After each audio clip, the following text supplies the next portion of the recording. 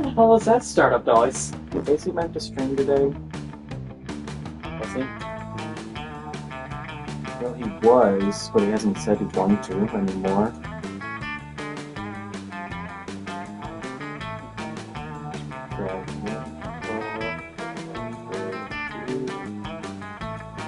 Yesterday he said he was going to stream today, but he hasn't notified that he was going to do so today.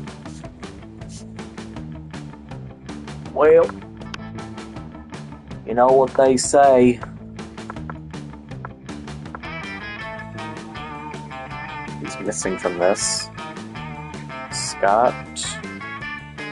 Yeah. We've never gotten Scott's default ending.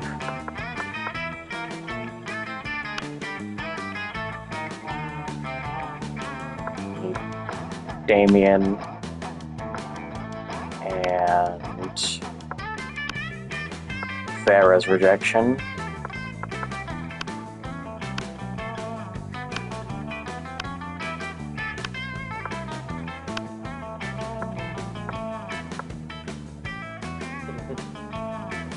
Your savior is here.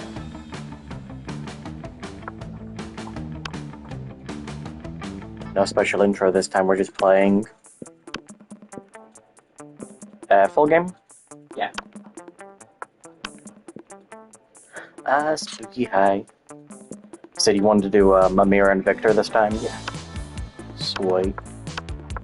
Let's do this! Oh, it's Brian. Where'd I get the name Vic? Oh, because Vicky. It's like... Brian. Okay. Oh yeah, Pro CD voice is Brian. Yeah. I just suddenly remembered that. Democracy is just broken. What could be the best way of choosing the leaders in modern society? Create a reality show called America's Next Top President, where the candidates can beat all kinds of physical and mental challenges. Voter turnout would increase and we could turn a profit on it. Money. Whoever can play the most heartbreaking violent solo wins. That's gotta be charm or creativity. That's creativity, I think. But all the candidates in an empty room with a wild grizzly bear. Whoever kills the bear should be our president. If everyone dies, then it's obvious. The bear should be the president.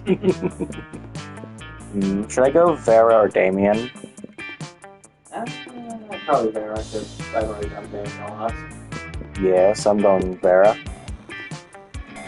Top is wealth, middle is creativity, bottom is bold. Hey, oh, it's fun? Get back in time. Give myself to not teach the robot to fall in love. Why should we assume silly younger me needs advice? I've grown up to be a fine time machine. It's the same one, but it's in reverse order this time. This feels like wealth. Boldness? Maybe fun. I think it's fun. And I got no idea. Charm, maybe?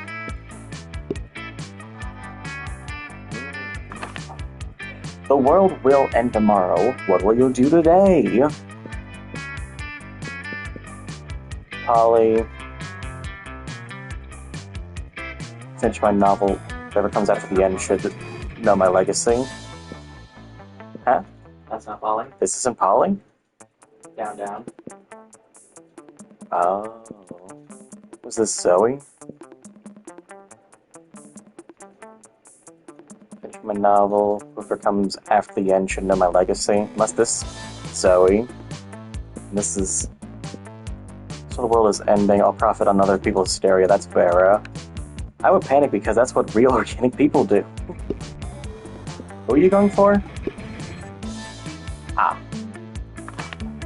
It was Zoe. What would be a deal breaker for a potential lover? Person uses Internet Explorer. Is that Calculuster? Person hates the outdoors. That's probably Scott. Miranda. Person is a coward. Damien. Person lacks taste. Farrah? Alright, got there. Right? Person thinks Asuka is the best waifu. That's Zoe.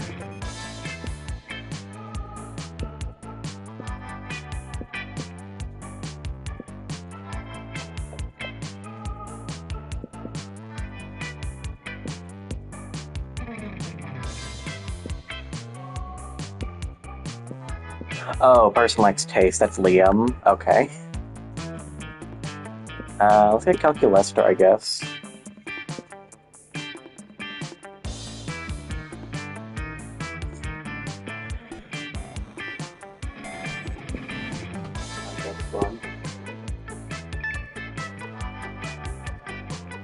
I always forget how quiet the room gets when we're streaming until we're actually streaming. No, right? I feel like if we talk quieter, but the whole reason why we're doing this is then people can hear us. Exactly. Also, the TV's kind of quiet, and I don't want it to be.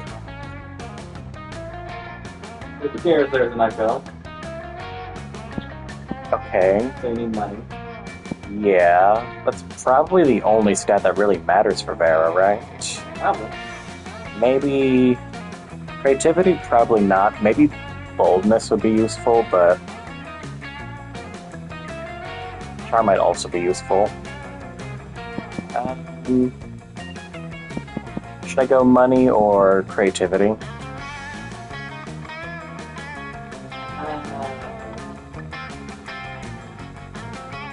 What's the other one?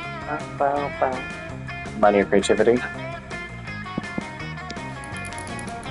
That day spent some time in the library's PCs, playing some good old online poker. Gambling seems like a stupid and dangerous decision, but who cares? This time it paid off, so fuck it! You give us the money.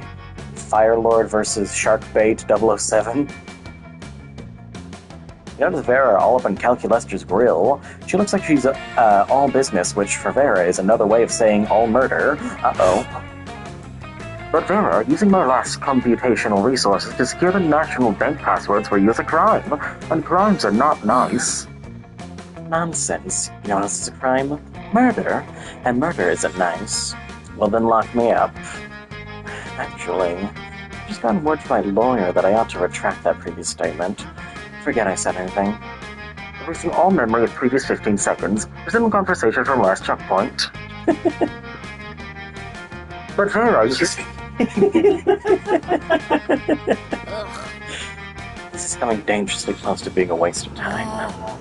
Look, Cal, I'm what weaker people might call fond of you, but you'll get me those bank passwords, or I'll reassemble your component parts into a robot who will. Got it?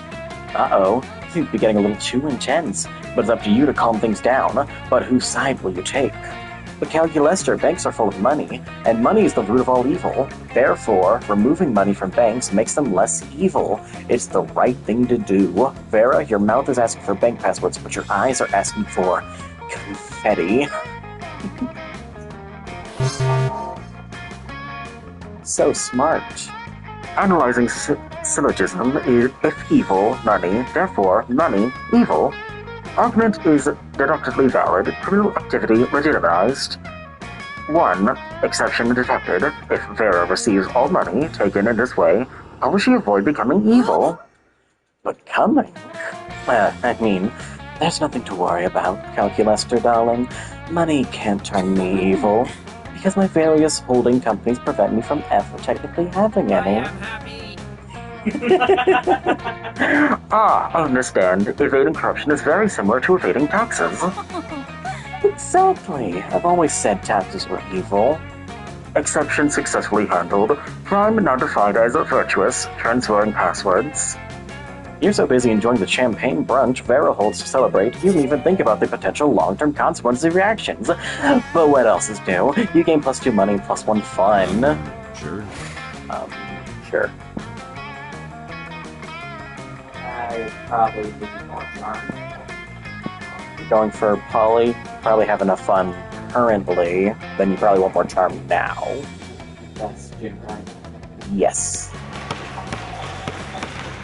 That day an epic dodgeball match takes place. Everything seemed lost, but you deliver an inspirational speech that fuels, leading to a spectacular. You're clearly a gain. Later that night, you head to the club with Polly and Liam.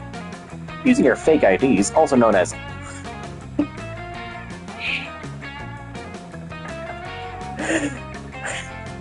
okay. Using her fake IDs, also known as Polly's boobs, you have no problem getting in the door. The real trouble begins when you get to the bar, and Polly starts teasing Liam. I'm telling you, boy, you got no game. And I'm telling you that I reject the ludic sexual paradigm underlying your assertion. All I'm saying is that if you're really as cool as you act all the time, you should have no problem getting digits from that gendered, indeterminate locust swarm down at the end of the bar. Well, of course I could, if I wanted to. But you see, the key to my lure is that I don't want anything. Sounds to you like Liam's just scared. You decide to go over there and show the hormones. Don't go after people, make people go after you. Dancing so hard that you also separate into a cloud of locusts. Okay, you dance until your body is a swarm of locusts. This is no problem for you. The hot young locust swarm at the end of the bar is impressed, and so is Polly. See you, Liam! All you gotta do is dance until it physically alters the composition of your body! But I can only turn into bats. Or rather, bat. One bat. Not even a swarm. It's alright, dude. We can't all be totally flippin' awesome. While Polly comforts Liam, he managed to secure a party for afterwards at the Locust Swarm house. Even a couple of rich mummies from out of town join. At school the next day, everyone at school is talking about how you can apparently turn into bugs. Awesome! Team positive fun and +1 charm. Everybody choose a movie. Say your movie out loud to the rest of the players before clicking. A Heist with Markiplier. Morbius! Morbius. Third decided based on how idiotic it would be to do a 10-hour remake of the selected movie. Start debating now. How long is A Heist with Markiplier?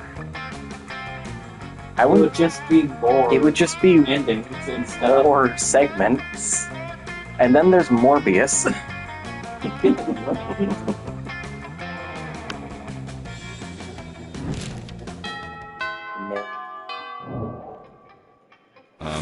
Sure. Sure. Uh-oh.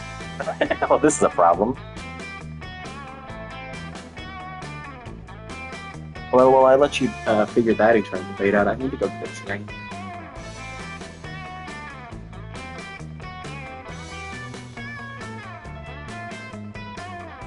She's gone.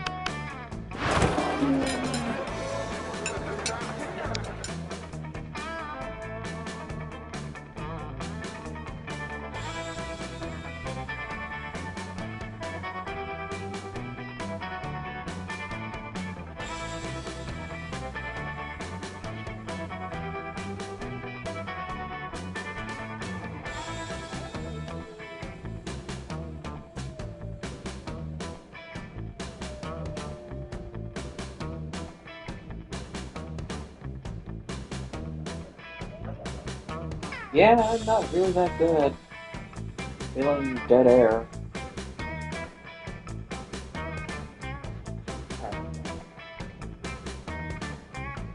Oh, good shit, accent.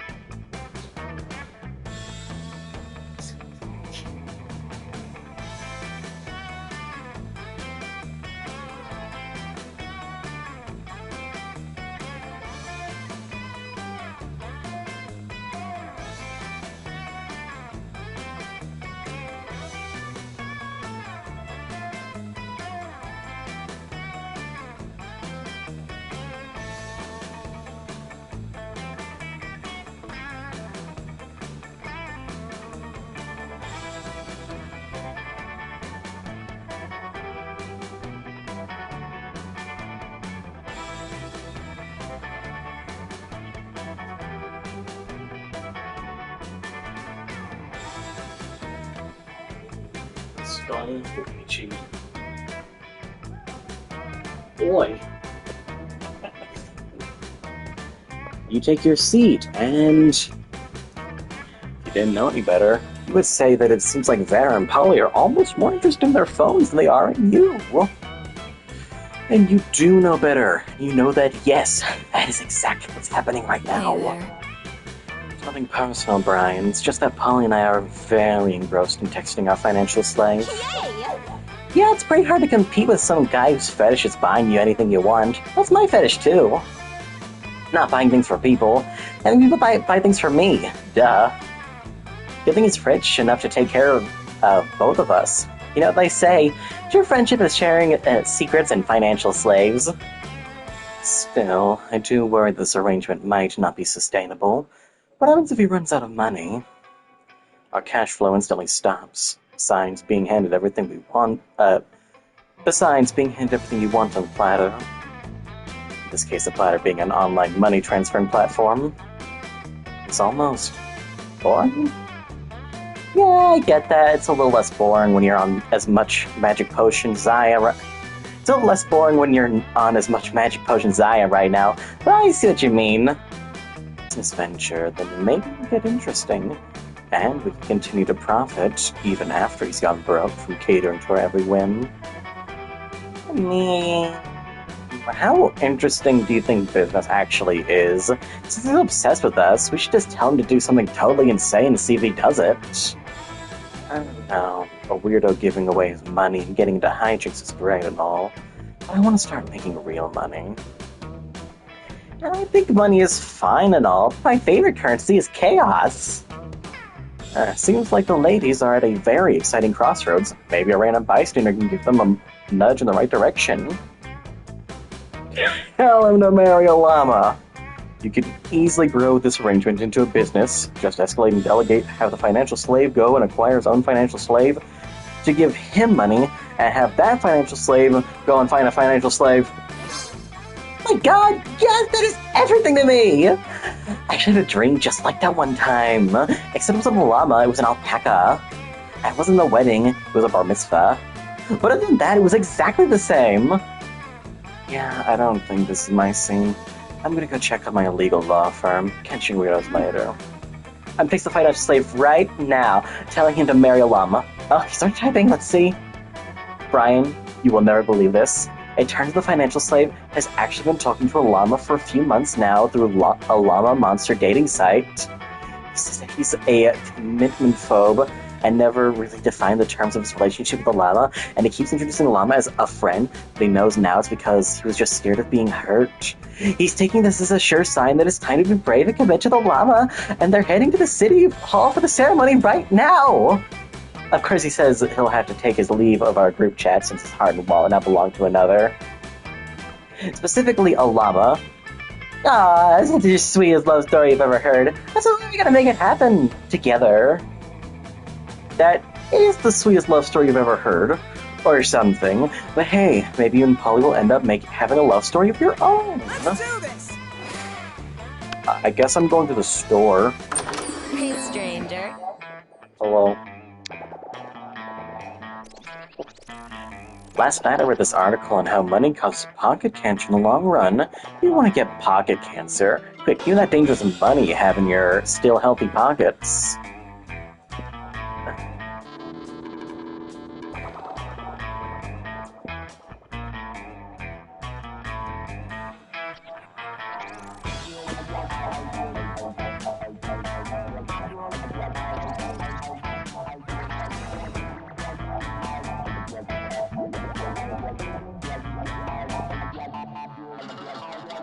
Bolt ring. It's the dead guy. What a sexy 7. A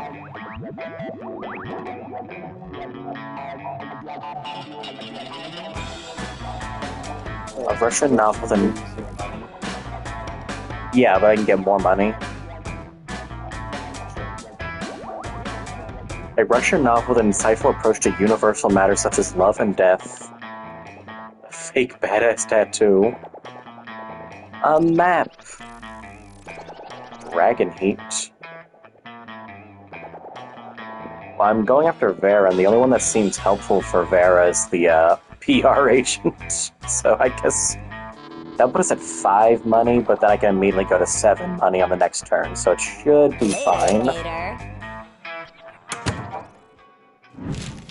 Or the first rule of the shop, no refunds. Everyone choose an occupation, say your choice out loud to the rest of the players before clicking. That guy who has to ride the rides at theme parks with the laser pointer that like tells what temperature it is to make sure the ride's not gonna like explode or something. Scalper. Player decided based on how likely it'd be for Brian to get a job with select occupation at some point. Start debating now.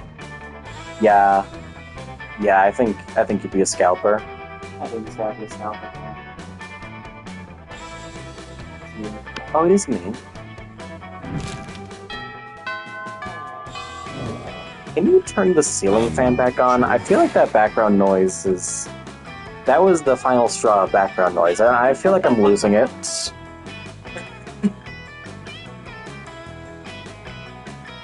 Ah! That's the lights. Don't turn the lights on. Whatever Am you... I supposed to know which one's which? Smarts. Ah. Whatever you do, do not go to the library. Don't do it. No. No.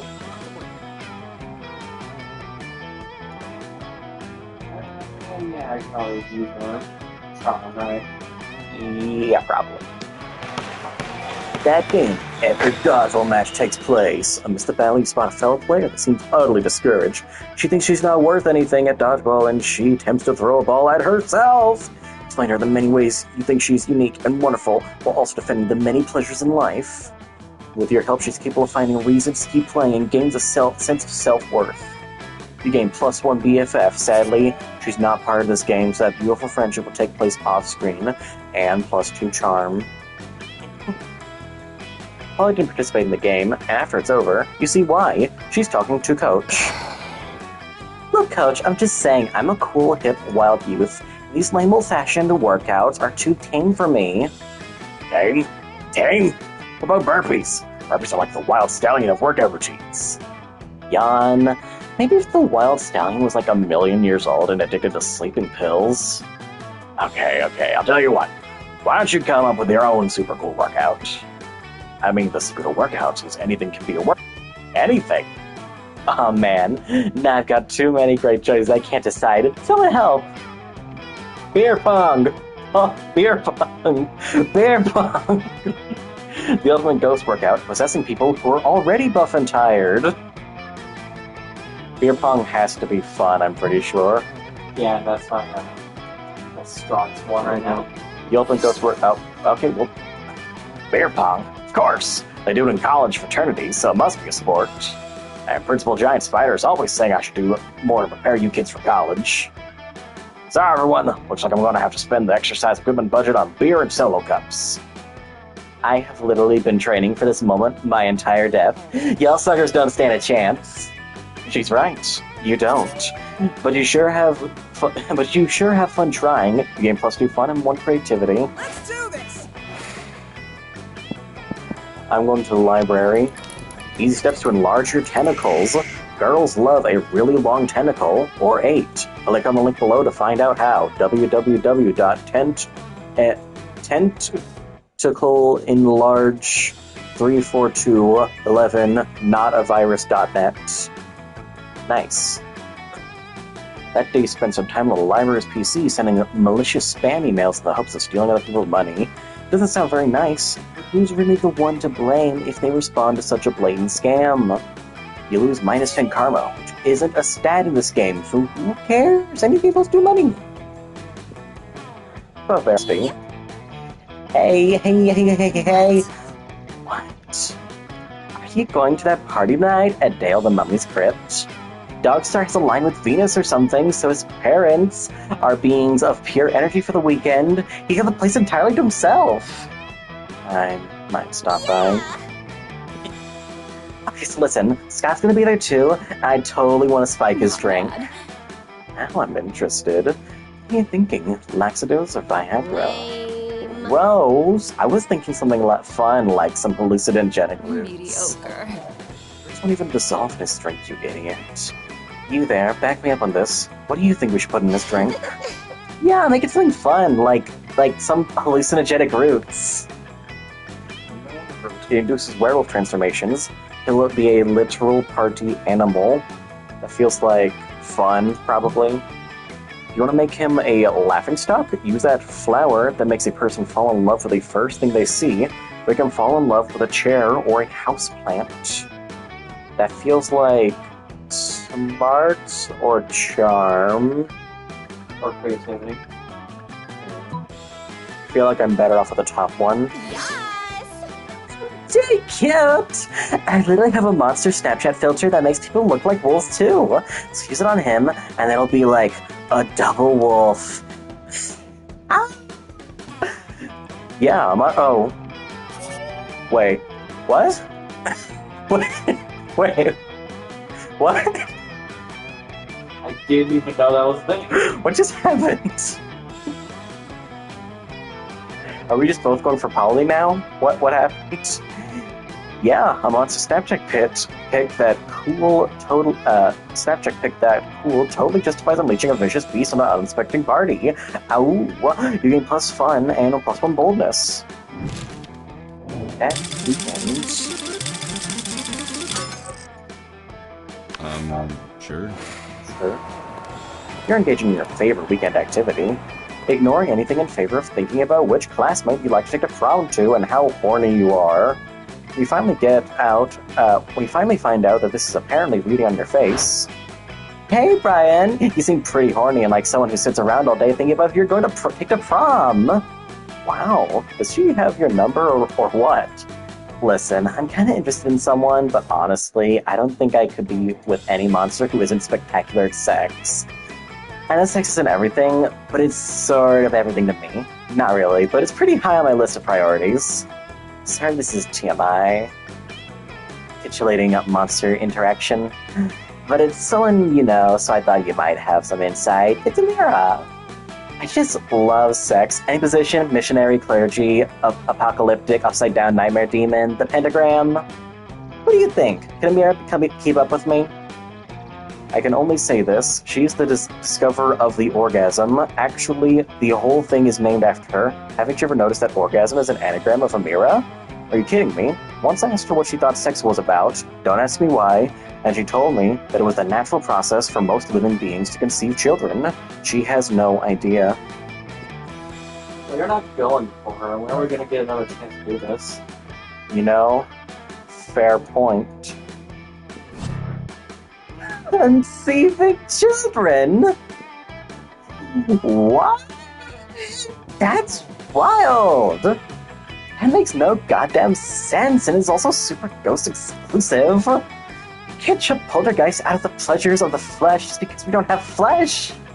Yeah, no, I definitely can't put up with that kind of misconception. I'm not running a tutoring program here. You're either on my level or not. And it sounds like Amira is definitely not. Thanks for sharing intimate details of her personal life with me without her permission. You're kind of a shitty friend, huh? I mean, she's not exactly wrong, but boy, was that hilarious. Hashtag wart hit.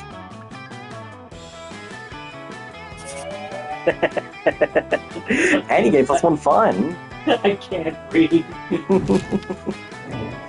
Let's trade. Everyone choose a part of their body. Say your choice out loud to the rest of the players before clicking. Third eye. Brainstem. Whoa.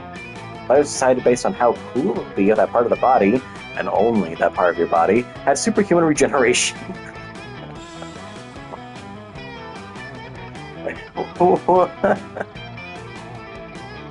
So what, you can regenerate your clairvoyance, or you can fix your brain if it collapses in it itself. I feel like you're already dead at that point. Yeah, but the other ones isn't even going to do anything. I don't, yeah. You can't damage it! How do you damage the third eye? Do I win this? I feel like we both equally didn't do it, so I think that's random. I forget that random.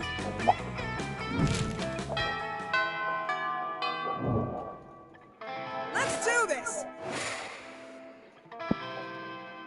Okay. We'll make more money. Boom, TM. So that's start kicker. 420 backers, 18,920 pledge, 29 days to go. Back that shit. Remind me later.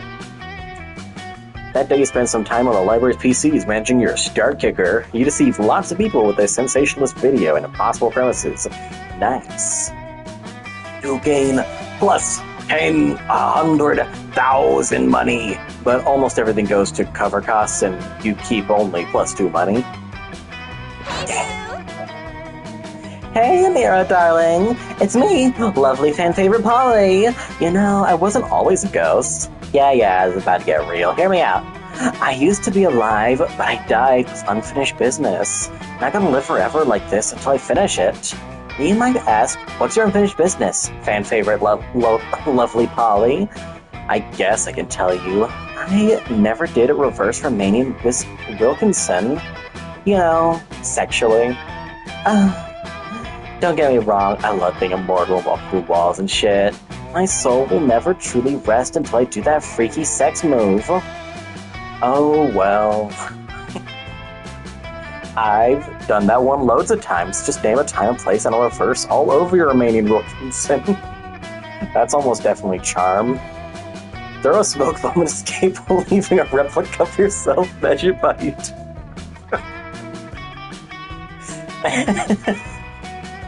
That's either gotta be smarts or boldness, and that's a gamble. But it would be so funny to fail it. Hit it! Yes! Throw the smoke bomb you save for these situations. You swiftly hide, leaving behind an exact replica of yourself made out of macaroni and Play-Doh. Whoa, Mira! I didn't know if it's just you or all this smoke I'm inhaling, but you suddenly seem more attractive. You look just like someone who knows how to enjoy a good reverse Romanian Wilkinson. Perfect. Your plan is working just as intended, until Polly pats Replica on the shoulder, making it fall to the ground where it tragically breaks. Suddenly turning into a load of macaroni. Classic Amira. Not gonna say anything or reply. What else? What if we go full reverse Romanian Wilkinson on prom night? You bring the supplies, I'll bring all my sexpertise. You know what I'm talking about? You know what I'm talking about. See you soon. She totally phased out of after talking to what is clearly a bunch of macaroni. Let's not judge that. The important thing here is that you might have gotten yourself tickets to the wildest night of your life. What the fuck is a reverse Romanian Wilkinson, and what are the supplies? For now, you at least gain +3 fun. Sure. I guess I'm going for Polly now.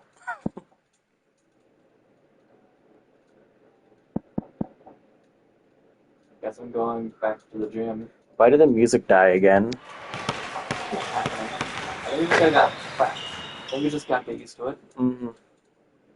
An epic dodgeball match takes place. Righteousness. Wow. Getting ready for another round of, you guessed it, dodgeball when Polly flags you down. Hey, you know what I realized? Jim is... Before I can even get to think of a response, a giant interdimensional rift opens in the gymnasium. And out pumps the ever-persistent interdimensional prince. Greetings, my love. My dearest Lady Paulina, worry not, my love. I am here to whisk you away to the safety of my dimension. Safety? From what? From what?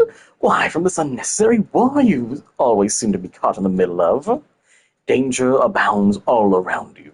Look at these unformed soldiers. Look at the projectiles hurtling through the air, often towards your gorgeous visage. Come, let me steal you away. If you're using the word steal, it's a good sign this is not going in a great direction. But the interdimensional prince is too focused on saving Polly from the horrors of war to listen to reason. He grabs her by the arm and is about to pull her through the interdimensional rift when you call out to him. If you are taking her, you must follow the rules of engagement and first speak to our highest-ranking officer, Coach. A true hero wouldn't flee to safety. He would stay and fight this war for his love's honor. Oh dear. Polly is offended. Okay, I need to avoid boldness. I feel like the bottom one might be boldness. I feel like there's a very low chance the one on the top is boldness.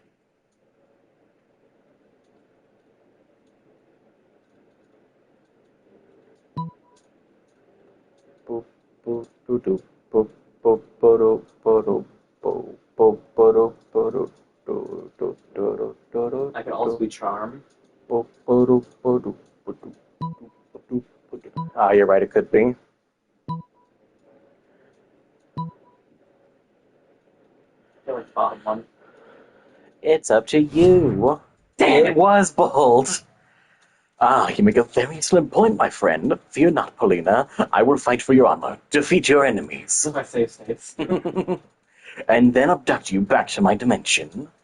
Ah, perfect. Sounds great. All right, Paulina's army, it's time to defeat her attackers. For Paulina! The interdimensional rift opens up once more, and the prince's soldiers begin pouring out by the dozens. Oh, shit. The confused soldiers begin to attack the innocent high schoolers, full out, no marking, believing them to be an actual army. It's a gory battle and very nearly a massacre, until finally... Well, my sweet Paulina, are you sufficiently impressed? Actually, kinda yeah. Classes are probably going to have to be cancelled while Nurse Chupacabra attends to the wounded, so... This can actually work in my favor. Then you shall come away with me to my dimension? Oh, for sure, no. But you can buy me lunch while the people you nearly murdered recover. With that, Polly and the interdimensional prince are off to go on an excellent date while you stand alone amongst the carnage. You lose -2 fun and -1 charm.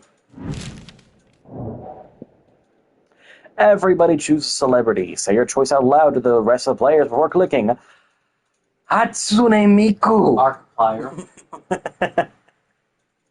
Player decide based on how likely it would be for the selected celebrity to lead a group during a zombie apocalypse. You win this one.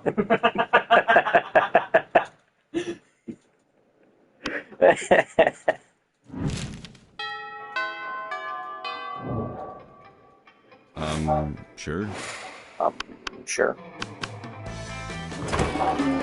Polly and Miranda sit together, surrounded by Miranda's customary crowd of serfs. Huh? So, wait, you've actually got serfs who eat for you? Disgraceful. Well, of course. I find eating to be terribly undignified, so I almost never do it.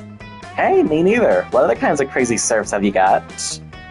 Well, I have a serf to go to the bathroom for me, a serf to experience difficult emotions for me, and a serf for keeping my silverware in alphabetical order. I even have a surfing serf for staying on top of whenever I go surfing. Wow, that's a lot of serfs. It's a fair amount. The only limit is my imagination. Unfortunately, my imagination serf imagined a way to escape from serfdom, so now I'm all out of ideas. Well, I'm sure we can help. With the help of Brian, we could probably think up a dope new kind of surf. Oh, is that so? I can't wait! Well, you're on the spot. What will it be? Ooh, Miranda, you should get a puppy surf. It's not actually a surf. It's just like 50 cute dogs. You should get a party surf, Polly. A surf to experience your hangovers for you. A surf for me? I couldn't possibly. Why not? I do it all the time. But isn't it wrong to make someone else experience the negative consequence of your actions? Well, like I said, I do it all the time, and Father says I can do no wrong, therefore it's probably fine. Oh, okay, hell yeah! So I do to deal with all my withdrawal symptoms. Later, Polly dearest, we don't pay our serfs. We don't? Sweet deal! Polly hires the burliest hangover surf she can find, and the two of you go out for the night of your lives. The surf is dead. The surf is dead in the morning from the epic hangover, but the memories are well worth the second-degree manslaughter.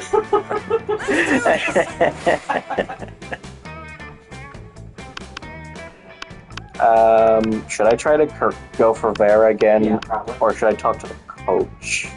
I mean, it's up to you. You could either course correct or just keep going off the road. I think I can't recover this. I think I'm going to do a side quest. You're able to enjoy your meal in peace, but Coach seems to have a different idea. What's this? Eating regular food? Again? Fruits, vegetables, meats, dairy, blood. These are all parts of a lunch, sure. But you're forgetting the most important food group of all. Dietary supplements. Don't you worry now. Old Coach never goes anywhere without some emergency vitamins. Here, take your pick. It'd be rude to turn him down, and who knows? Maybe we'll gain some benefit after all. Coach holds no. You'll gain some benefit after all. Coach holds out 2 pill bottles. Palomino Gold 25 horse supplement for a shiny coat and luxurious mane. A completely black bottle emblazoned with the Chinese character for party time. So that would be for fun. And that's probably charm. And You are hurting him. I've got no charm, so yeah. Pulling the entire bottle of horse supplements because it's no use committing to a bad decision halfway. Suddenly you feel your hair growing silkier, even though you're not sure you had hair to begin with. Something seems different about you. For some reason, I want to stroke your mane and feed you sugar lumps. Probably because of how healthy you are, for all the Don't vitamins. forget to take your vitamins. I was surprised because I was actually doing his voice correctly. I was just guessing, man. It's like I always say, when life gives you vitamins, take them, no matter what the label on the bottle says. You're inclined to agree, but also, some sugar lumps do sound good. Your classmates all gather around to comment on what a pretty pony you are. It's everything I've always wanted. +4 charm. Damn. Ooh. Everyone loves a horse, or a high school student slowly turning into one. You gain +4 charm. Everybody choose an activity. Say your choice out loud to the rest of the players before clicking.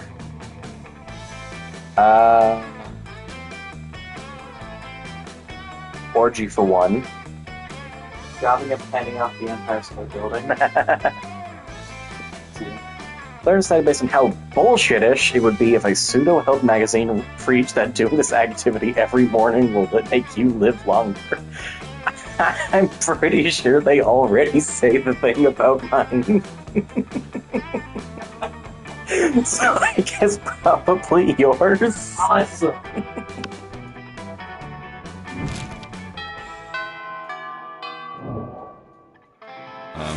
Sure. Sure. What do I need? You're hurting in boldness, or you can go for more creativity, charm, smarts. Is it 9, like, not good enough at the final segment? So, go for my time. Yeah, charm or creativity or smarts, probably. Sure, let's do it.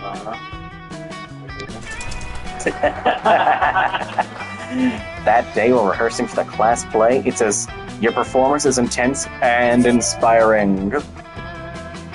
For rehearsal, you notice Liam, Polly, and Miranda staying late. You would expect this from Liam, but Polly and Miranda? Something's up. No. Need something transcendent. Something fresh. Liam giving us both backups is neither of those things. Ugh, whatever. I don't like your tone. Honestly, I don't know why either of you can sign up to help with the intermission performance. Oh, we're still in week 2. We aren't pressed for stats yet. We're good. Principal Giant Spider said I could do this instead of taking math. Academics of the school are a joke. It's awesome. Intermission performance? Why don't we coming here for back rubs? Well, you're both here now. We've got to make the best of it. Let's give that audience the best 13 minutes of their lives. A rousing speech. You have my scepter. You know what? That does sound fun. Let's do it. So, any ideas? No. How are we gonna do a great performance if we don't even know we're gonna perform? Reenact Snow White. Miranda could be Snow White, Liam can be the prince, and Polly can be every single other character. Literally just throw money at them. People love money. You're broke, so you gotta go with the top option. Believe. Creative! Ah, yes, the role I was born to play. Literally. A prophecy foretells I one day fall asleep after an allergic reaction to an apple. Oh. Are you sure Polly can play all of those roles? There's at least 7 of them. No, there's 7, 8, 9, and however animals you're willing to consider as characters. Hell yeah! Finally, for all those fake beards I've been collecting. In that case, we have a guest. I'll have to spend some time ruling a small kingdom, of course, to get into character. Oh, you can use Lemuria. Father just had their old prince executed. You kick back to watch them rehearse. Polly pulls out like 20 fake beards from God knows where. You gain +2 fun and 1 creativity. Let's do this! I don't know. I guess I'm going for charm. I'm just going with the flow at this point. That day, an epic dodgeball match takes place. With matches in as important as the human interactions within it. You're at your peak when you epic wink ever. Damn, you know how to win over people's hearts. Into charm. Polly seems really excited about trying a reverse Romanian Wilkinson with you. And the only thing you have to do is to get all the neat supplies, which would be fine, except you have no idea what any of them are. Luckily, you got a few spare minutes to try and figure this out. You do a quick search on your phone, because you assume the internet must know something about this, as long as it's related to very weird sex fetishes. Huh. Nothing. While trying other keywords, you spot the Coven looking over at your phone. Oh, right, you 3. Always the same with you. Okay. What? Could it possibly be they know something about the reverse Romanian Wilkinson? No. They're always bitching so much about saving the world that they would never admit that they're into these kinds of very weird sex fetishes. Maybe you're not searching hard enough on the net. Or maybe you're letting your prejudices blind you. There's not much more time to lose here. The solution is clear. You're tackling online searching in a very short-sighted way. You need to come up with unexpected search terms that will point you in the right direction. That's gotta be creativity. Yikes. Use your people skills to get the 3 witches to admit that they know a reverse Romanian Wilkinson is, and to tell you what they need it for. That's probably charm. Hey. Use your refined persuasion skills with the Coven, which includes techniques such as repeatedly tell me what a reverse Romanian Wilkinson is, to the point of exhaustion. Okay, we might know what a reverse Romanian Wilkinson is, but we know because of saving the world. Should I give them an echo on their voice? Because aren't they like all 3 of them speaking at the same time? Because they're like a hive mind or something? That's up to you. So you need a penguin mask, a bag of marbles, and a kilo of guacamole. I'm afraid. Wish Valerie was selling a penguin mask the other day. Don't think we have a kilo of guac for you. What kind of pervs do you think we are? We totally have a bag of marbles, though. How about you keep the marbles and we never mention this again, okay? Okay, bye. Nicely done. In the end, it turned out to be exactly like that old toy commercial jingle. Marbles, marbles, you never have enough. They're perfect for booby traps and for super weird sex stuff. Huh, these marbles smell funny, though. Maybe they're already used? At first, you feel like that's not okay. But then again, you're about to get into some really kinky stuff. So who are you to judge? Your mind is open, and your excitement grows. Gain +2 creativity and +1 fun. So, do I need to buy a penguin mask? Let's do this! You are having a quiet evening with a coconut's totally not human. Yeah. Sup, Amira? You planning on coming to my death day party? It's gonna be lit. Yeah, we've already done this. Guillotine, Is Brian quicksand. already dead, though? I'm almost certain Brian is already dead. Yeah. Yeah. Yeah. Yeah. I think Brian is gonna live forever. Hey! Young people knit too! But bingo? Yuck. They're gonna be around forever. All sitting around getting wrinkly and slow and boring and not even wanting to twerk anymore? All people are the worst. No way. I can wait. No way I can wait that long for him to become a ghost. Oh well, guess I have to move on from Brian. Alright, guess get him killed. Damn! Usually when you mess with your friends' love lives for the lulz, you just cockblock them. You might end up getting someone killed this time. Cool! You gain +1 boldness for maybe inciting a murder. Nice. Everybody chooses something bad. Say your choice out loud to the rest of the players before clicking. Something bad.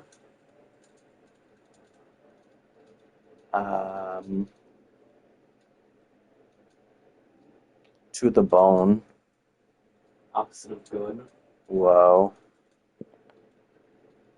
Let's decide based on how much our country needs a minister of selected things. Start debating now. Minister of opposite of good. Minister of to the bone. I don't know what that means, but I kind of do want a minister of to the bone. You think the music's gonna come back? Oh, hey, the music came back. Let's do this! So, you think I should, like, go to the store? Yeah. Do it. I'm just looking at my stats. Give me your money. Shouldn't you be out there trying to romance a classmate or something? Anyway, welcome. Shit, dude. Ew. I have 9 plus 10. I'm going to die. You ever say hi? What a weirdo. Human interaction is so last year. Sure. Oh, no. Anyways, I'm gonna be balling. That day, epic dodgeball match takes place. The match is so intense that both teams, by beating part of your charm against part of that commitment, amazes your whole team, and you finally win. I like to see Polly floating around, her ghostly glow less ghastly than usual. Oh, hey Brian, I'm just hovering a little low today. Everyone seems so hype about love, and I love being hyped, but I'm not really sure about how this love thing works, you know? I've had some pretty good highs, but they say being in love is the greatest high of all. The next time I'm on a date with someone, what can I do to fall in love? Or float in love, since gravity doesn't actually affect me. Oh, you don't want Polly to float in love with another person, but you like Polly just too much to not help her despite the consequences. Scientifically speaking, people fall in love faster when afraid. Do something fun with them, like getting stabbed. That's probably boldness. Stare deeply into their eyes for 14 hours. What would that even be? Char? Maybe that's boldness, I don't know. It does say the word fun in it. I'll let you be the judge.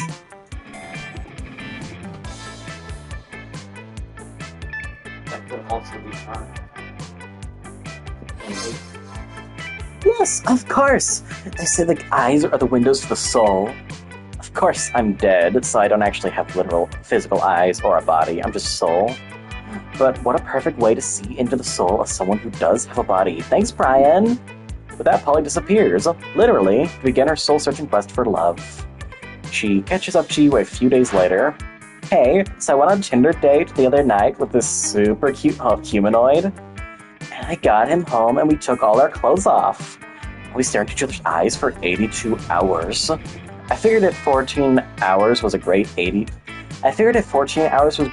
82 would be super awesome, mega great.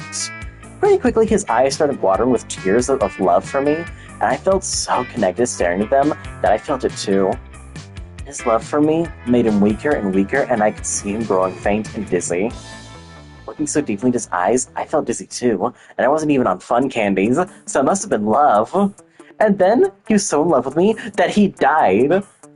Or on an unrelated note, it turned out that human beings physically can't look away from a ghost's eyes for as long as they're being stared at. And also require food and water to live, Am I right?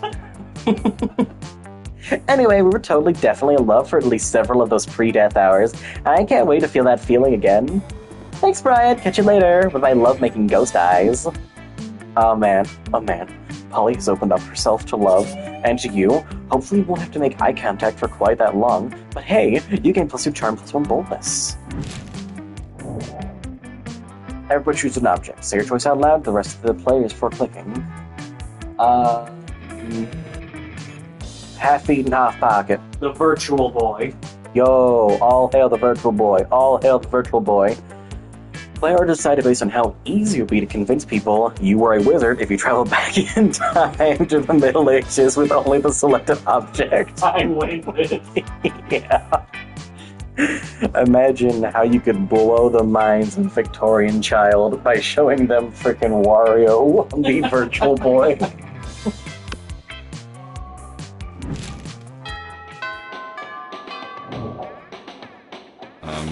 Sure. You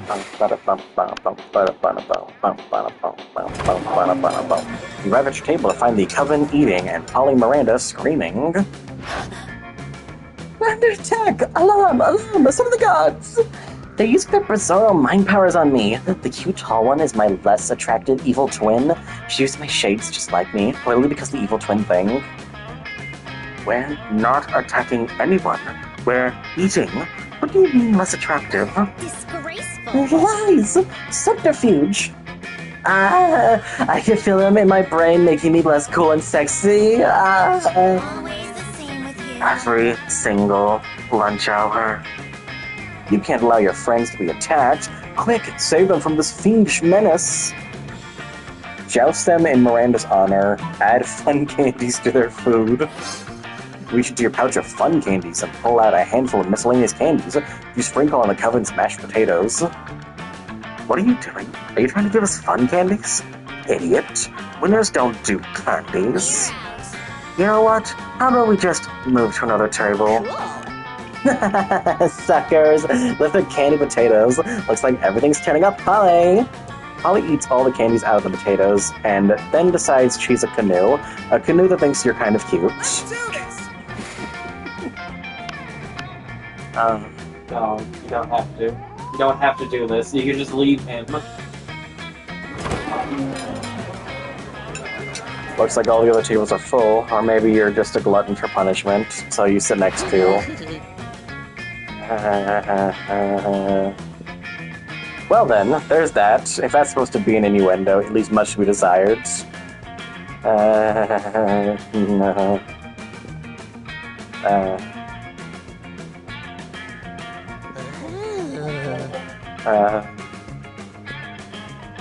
It seems a sound proposition, and also you hate cucumbers because they're just crunchy water pretending to be a food, so you give your cucumber to Leonard.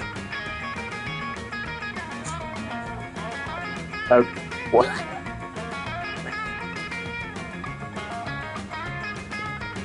I mean, Leonard could always just not harass and kill anyone. But it's true that you're always envied one ability of the true...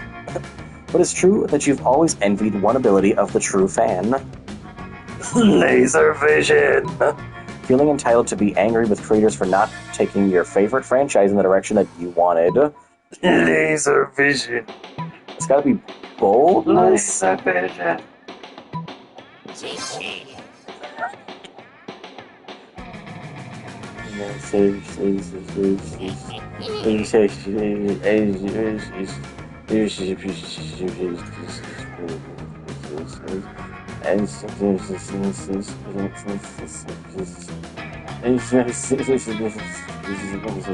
Social justice warriors win again.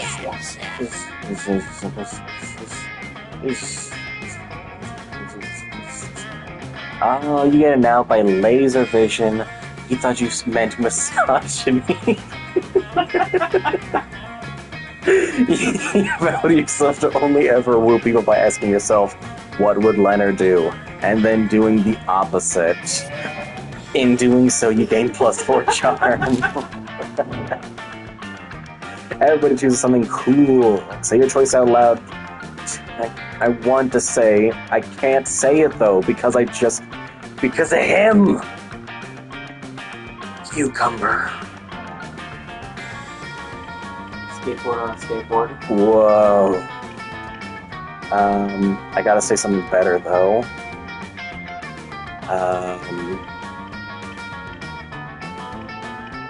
Neapolitan. Players decided based on how weird it would be to find the selected thing as the prize in a Happy Meal. Start debating now. A skateboard, or Neapolitan ice cream. I mean, I guess yours is pretty weird. Well, we're not thinking about the stripes.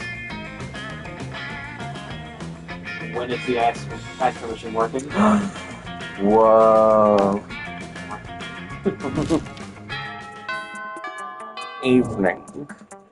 Let's do this! Oh, there is no shop anymore.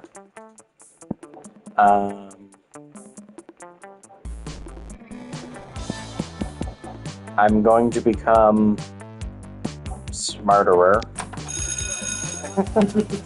That day you listen to your elders and learn valuable life lessons. Sometimes after all the monster nonsense and the dating gimmicks, you forget that attending a class is supposed to be the primary activity of this high school.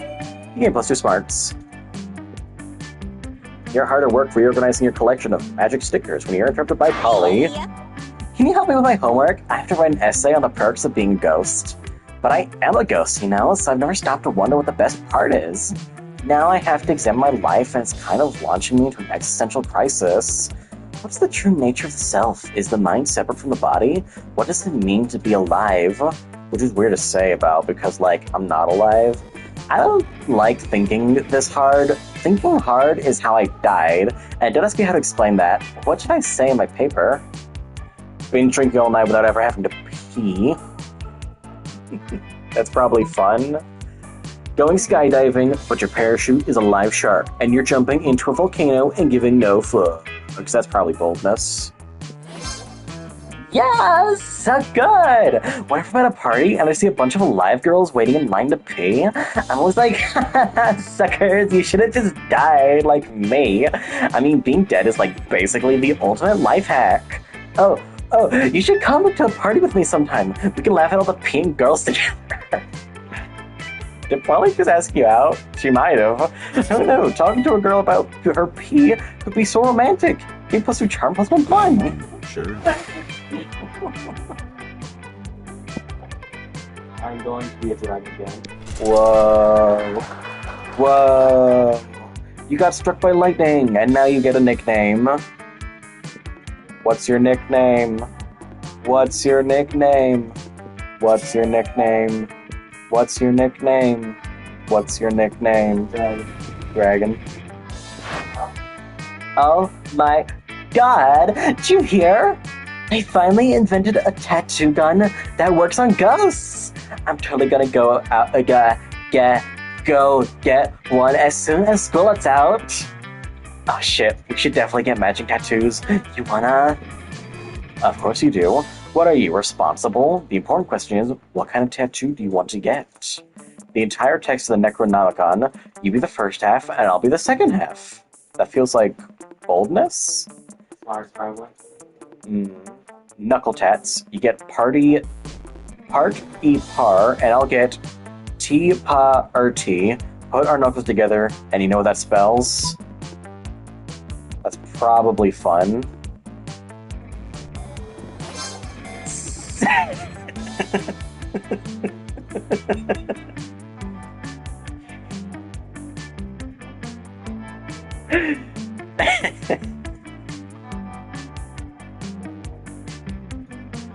Well, the one reading this, are you going to read it? Sex! You look blankly at Polly. What? That's what it spells, right? I mean, I could be wrong. Whenever I see a group of letters, I always assume it spells either sex or EDM. And a knuckle tattoo is obviously longer than 3 letters. So sex it is! It's hard to explain that sex is the same length as EDM, but Polly presses a finger to your lips. Shh, my little dumplet. If you play your cards right, I'll show you just how long sex can really be. She does show you. It turns out it can be as long as you want if you keep adding an X to the end. You gain +2 fun and +1 creativity. Epic. It's party time! Don't you dare! Come on. Aha! Hey, Boo. I didn't know they just the character. I didn't either. Let's do I, this. I assumed you could, but I wasn't sure. Oh, dang. No way, Boo. Dead. Yes! It'll be a night to remember, Boo. Well, it would be a night to remember. If I wasn't going to get so drunk and high, I most likely won't remember shit the day after. But that's why God invented selfies. Party time! Prom was wild. Still not wild enough for the likes of you. So close to dawn, you decided to keep partying by improvising a dope after-party at an abandoned manor house. You partied with a group of classmates for days. Over time, people came and left. Some even died from too much partying. At one point, one of the deities of partying hard appeared, some by the deaths of your peers, which turned out to be a sacrifice to him. Bro, did we summon Party Wolf? He declared you his heralds and bestowed upon you supernatural rad party power, like endless confetti, whatever that means. Then he joined you, and you all kept partying for another entire week, because that's how you roll. Most likely become an expert on Bulgarian cartoons. Always be loud like love.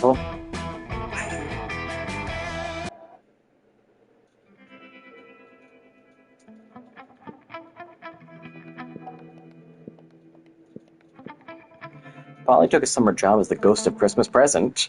She spent most of her time partying. There was almost no work because, you know, it was summer. Coach saw his bright students grow and become successful and marvelous people. Someone spotted him recently watching the sunset with a manly tear on his cheek, proudly reflecting on the miracle of youth. Liam honed his most admirable skill and got a job with it. He now designs Instagram filters. For those 3 weeks? Yep.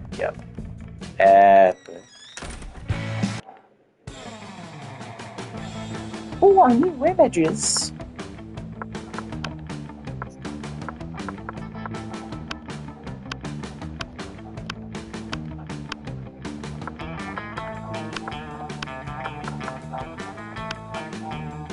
So we got the Victor Polly ending.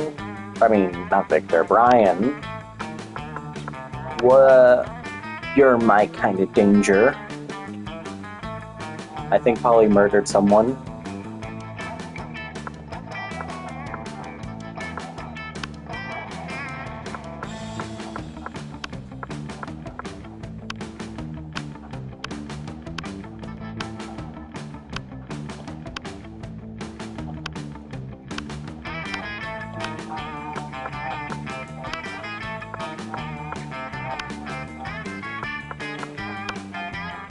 Grilled tids. What's a tid?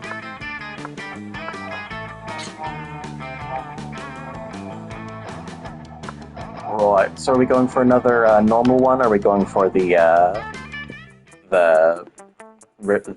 not dating anyone ending? Let's go for the no one. Oh, no, we're going 4-player. Back to menu. Guess I'll send back and forth on that.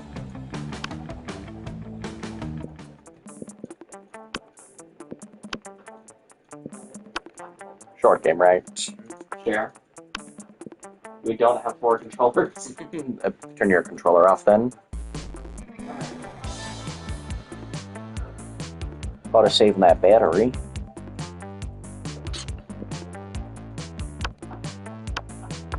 Was. I can do this. Let's Amira. start a fire.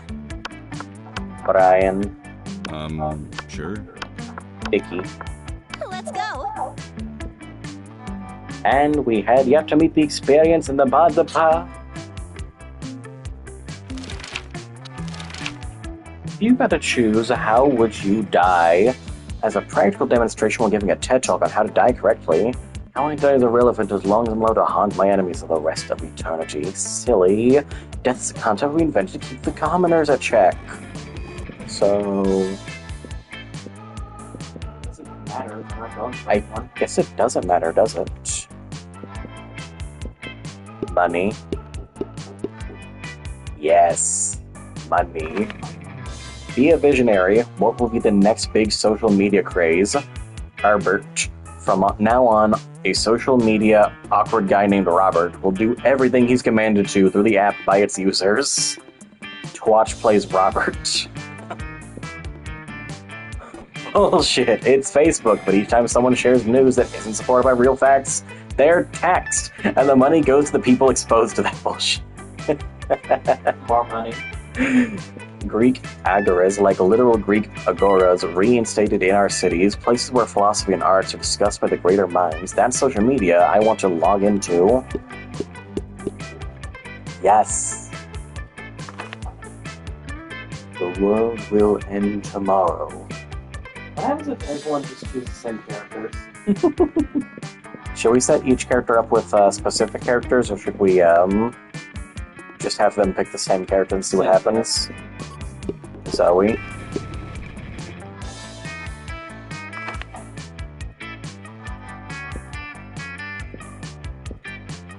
Prettiest one is probably Miranda, right?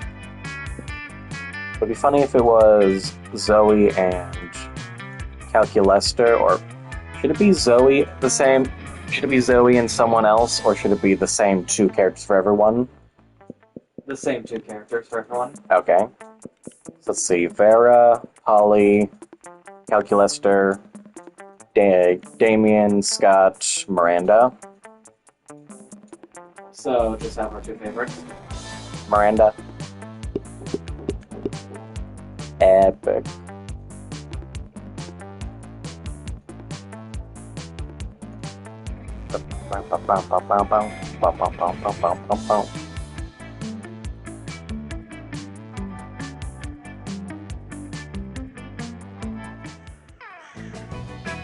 Alright.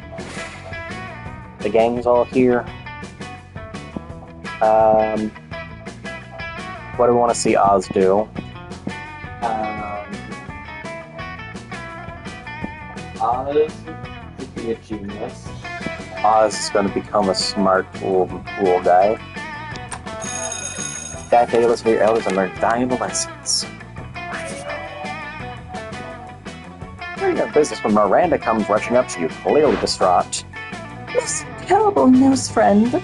I just watched the documentary Game of Thrones, and now I fear for my royal family. Not really susceptible we might be to random acts of treachery. How often we romance our siblings. I don't want to be shot in the chest by a crossbow while sitting on the toilet. That isn't so proper at all. Please help me put my poor mind at ease. How can I possibly identify potential threats in... How can I possibly identify potential traitors in my court? Just keep an eye out for the classic signs: shifty eyes, hooded black cloaks, ordering knives in bulk. Pretty much everybody's a traitor. Just spin a bottle, and whoever points at, kill them. That's probably boldness. This feels like smarts. Oh, I think this is smarts. That would mean... Disgraceful. Lord Darkheart Stabbington be a traitor? That was what fathered once. We have to find a new royal babysitter. A rose by any other name would smell as sweet, unless that name is Darkheart Stabbington. Get +2 smarts and 1 money as a reward. Let's do this. You're going to the gym. That day, an epic dodgeball match takes place. Everything seems lost, but you deliver an inspiration. Yeah. During a break between a dodgeball match, you spot Coach shouting some encouraging words at Zoe. Believe in yourself. Come on, Zoe, let's go. 100 burpees. It's the fun exercise that's fun to say. Don't you want to be your best self? Of course I do, Coach. I'm so grateful for all the time and attention spent on the students. I was really expecting that to be... But... You know what they say, time and attention are the deadlifts of the soul. Sure, but with all the time you spend learning about and encouraging us, how many people have taken the time to get to know you? I mean, we didn't even know your real name. Oh, my name? It's... Or why you decided to become a high school coach. Tell us about that. Well, if you really want to know, first I fell in love with sports, the noble game of beach volleyball. That's not why I became a coach, no. I became a coach because of my father. Oh, Was he a great coach too? Well, you did your best. Well, you did your best. No, he was quite the opposite. A tiger tycoon who makes millions selling unhealthy sugar-frosted cornflakes to kids. Holy shit! Your last name is the Tiger? My God. With his ill-gotten gains, he bought us a fabulous home in the jungle of Miami. But to me, it was no better than a cardboard box. No better than the cardboard box that shipped that sugary cereal out to unmuscled children all over the world. I had to escape. And when I did, I vowed to devote my life to helping kids stay healthy. But even so, I'm not sure I'll ever be able to do enough to make up for the sins of my father. Hey coach, don't be sad. You're a great coach. I'm sure many of us would love to help you in your crusade against unhealthy breakfast. Zoe looks around for other students to agree with her, but they all carefully ignore her. You, on the other hand, kind of want to smooch Zoe, so you offer your aid. Let's replace breakfast with a more exciting morning activity, so kids do that instead of eating. No breakfast means no unhealthy breakfast. Yo. Let's create a hip new mascot for healthy food. Kids love hip new mascots. That's probably fun. And this would be... smart? I think this is smart.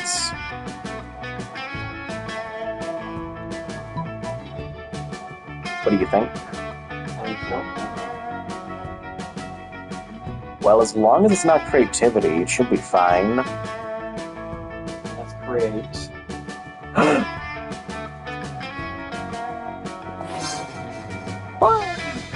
After brainstorming with Zoe in a few minutes, you unveil your amazing plan to coach. Our new morning activity is called Breakfaster. It's like breakfast, but instead of eating, you get chased by hyenas. Isn't that dangerous? Yes. No, okay. Not only that, but after running will help, not only that, but all that running will help build a healthy heart, lung, and leg muscles. Exercise and not eating all unhealthy breakfast? You combine my two favorite things. Thanks so much, you two. So good to know that someone else cares as much as I do about the children. Don't thank us. Thank the hyenas. Thanks, hyenas! What could go wrong? Probably nothing. You gain +2 boldness and 1 creativity. Sure. We all know where he's going. He's going to become a dragon.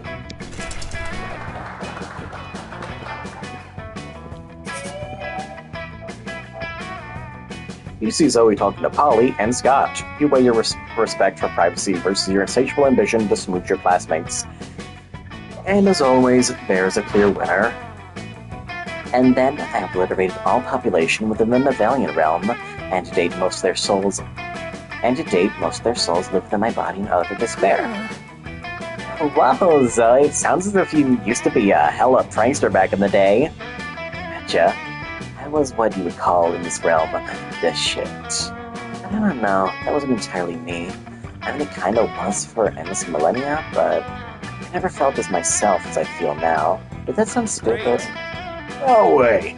Cool as the gourd sounded, something is cooler. Nothing is cooler as feeling happy with yourself. Word. Aw, guys. Losers. No. Ugh, hey Leonard. Anything to add? What?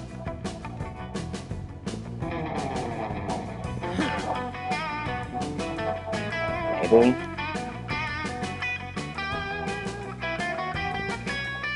You just ruined my childhood. You totally know Zoe is way capable of defending herself, but if she does, her wrath might damage reality severely. Also, standing by your friends is the right thing to do. So you defend change in terms that Leonard can understand. Leonard, but you only buy your video games once their prices have changed when they go on sale. That's probably smart. Leonard, as you seem immune to rational thinking, I challenge you to a Pokemon duel in order to change your mind. Boldness, maybe? Maybe fun? We don't have much fun either. Yeah. Good. But it can't be. Don't you do that? Of course I do. Those lazy game devs don't deserve my precious money. Also, should I remind you, I'm an influencer with more than 200 subscribers. It should be them paying me to play their puny games. So, you buy them on sale? Of course! Then Brian made a point, even if it was a tiny fucked up to compare. It was a bit tiny bit fucked up to compare my identity transition to video games going on sale. No, it can't be me, Leonard, a phony. No, I'll stop doing it right away. You mean you will change your behavior towards video game sales? Yes. So I mean no. I mean, you fools. This is not the last of you'll see of me. Be ready for my revenge through a bunch of angry tweets. Whatever. What just happened? Oh, nothing. Just Brian being the best. Yeah. How didn't we see best way of fighting Leonard was beating him up with his own stupidity? Yeah, we're Team Zoe and Team Zoe just won. Hooray! We're the best team ever. You all hug and it's the sweetest thing ever. Later, in your secret lab, you just have a sweet +3 charm. Whoa! No more. Alright, is Vicky going to scam? Is Vicky going to party? Or is Vicky going to electrocute herself? Electrocution. Fantastic.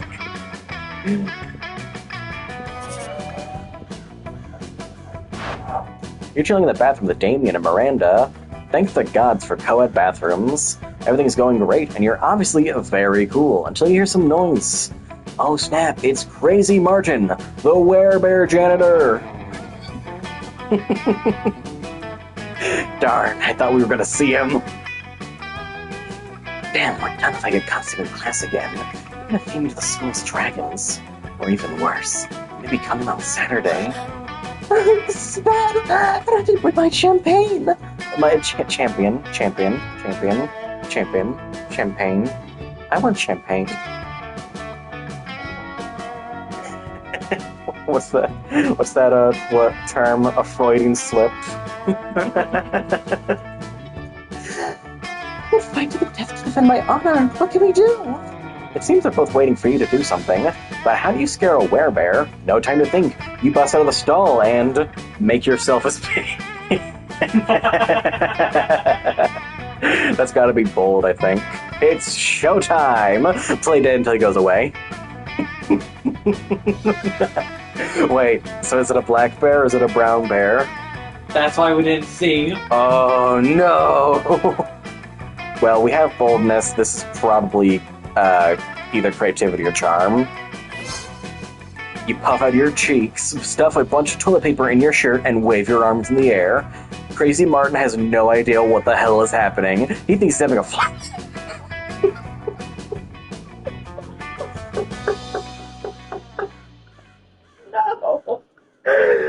No!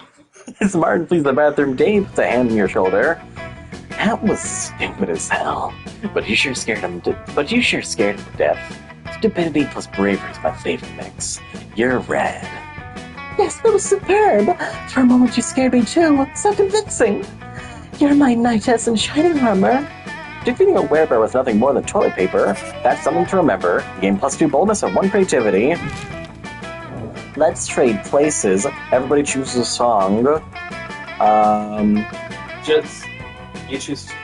Well, you choose 2. I choose 2. Oh, okay.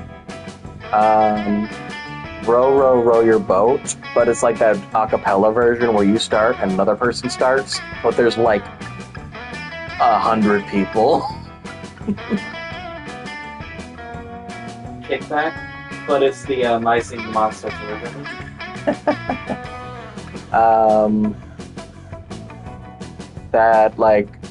That song that plays during The Mummy, the roller coaster ride, when they make you think the ride's over, but then they kill the fake employee. Weezer. Player to decide based on how unexpectedly adequate the song it would be if used for a hemorrhoids ad. What did we even all pick? I'm gonna press random. What was the point of anything?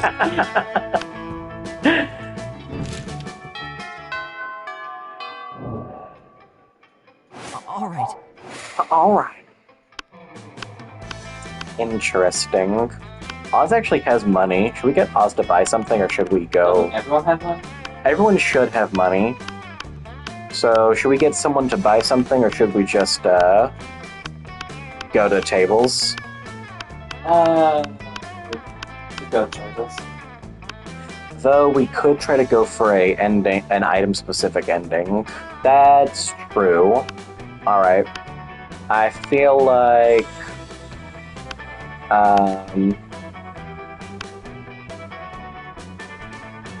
I think pairing up Oz with Scott and Liam? Yeah.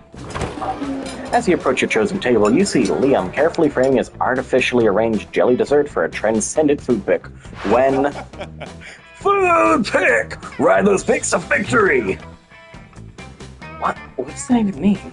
When I say food, you say pick! Food! No. Food! Stop. 2, 4, picks, 8. Food do we appreciate? Food picks! Food picks! Go! Cease this enchanting. This instant. What? I was trying to help you take your best food pick. I'm guessing he actually spelled that out, didn't just enunciate it for a very long time.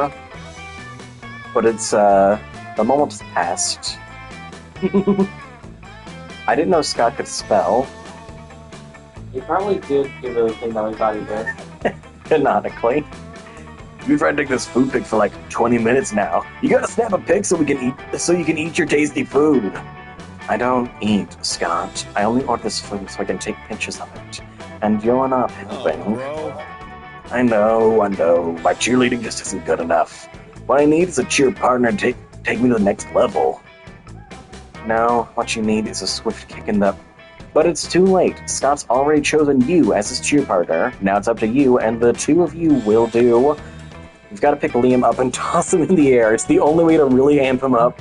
Liam's food picks are art, so we've got to use art to cheer him on. The quiet art of mime. Mime. So either we're going to throw Liam into the air, or we're going to become mimes with Scott. This is a hard one. I feel like knives. Mimes. You lead Scott in a totally artistic way. Totally silent mime cheer that involves invisible rope, an invisible dog sled, and an invisible hot dog buffet. You eventually leave Scott trapped inside a tiny box and move with Liam to another table. Thanks for saving me that. True food photography, or as I call it, la photography de alignments. It cannot be rushed. Are you sure he's okay if they're in that box?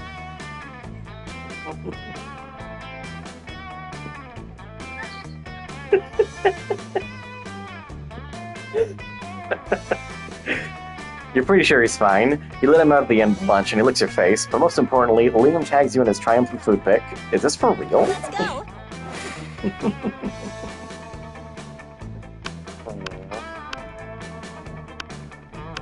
I think Vicky should either go to the new characters table or the Polyvera table. I'm thinking these two. You start with Zoe and Calculester. Zoe seems to have brought some fresh sanity today. That is, she has a screaming man strapped to the table and is currently siphoning his sanity out through his eye sockets. Friend Zoe, I'm afraid I must take issue with your current practice. What? Eating? Eating in a manner which causes a human to repeatedly scream, "Kill me," while avoiding his bowels and bladder. It does not seem Are you nice. for real? Look, I was born this way, okay? Well, not so much born, it's ripped from the fabric of reality itself, an anime with equal parts raw malice and the concept of despair. But still, don't judge me. I do not possess the necessary firmware to judge you, Zoe. I do, however, wish that you would find a better way to attain sustenance. You can't stand to see these two at odds. Maybe convince Zoe to change her ways, or convince Calculester that they don't need changing. Zoe, why don't you eat this vegan brownie I brought instead? It's probably way tastier than that guy's sanity.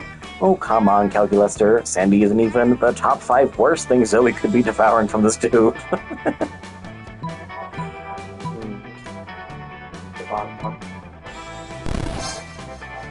Status skeptical. Please list 5 things worse to devour from this man and their sanity. Oh, that's easy. Deep-seated insecurities is one, poop is another. The crippling fear of death present dull mortals. P. And worst of all, opinions. Are his opinions really that bad? Well, he's a prominent user on Reddit. Understood. Analysis complete. Sanity is an acceptable food substitute compared to several things that are worse. Nice. It's as I always say, when life gives you lemons, compare those lemons to the all-consuming void. The void is way worse than a couple of lemons. You couldn't agree more, mostly because you're interested in smooching Zoe, but still! Sure. I think Victor goes to this table. You arrive at Polly and Navera's table to find them eating. Wait, both of them? Oh, yum, yum, I sure do love food and eating. Look at this food go in me.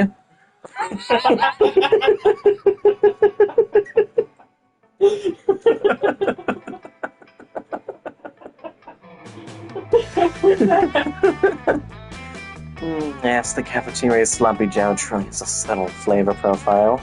Finally, you notice the cause of this absurdity. A well-dressed businessman sitting at the next table watching both women intently. Oh yeah, I know you like this, baby. My eating is realistic and erotic.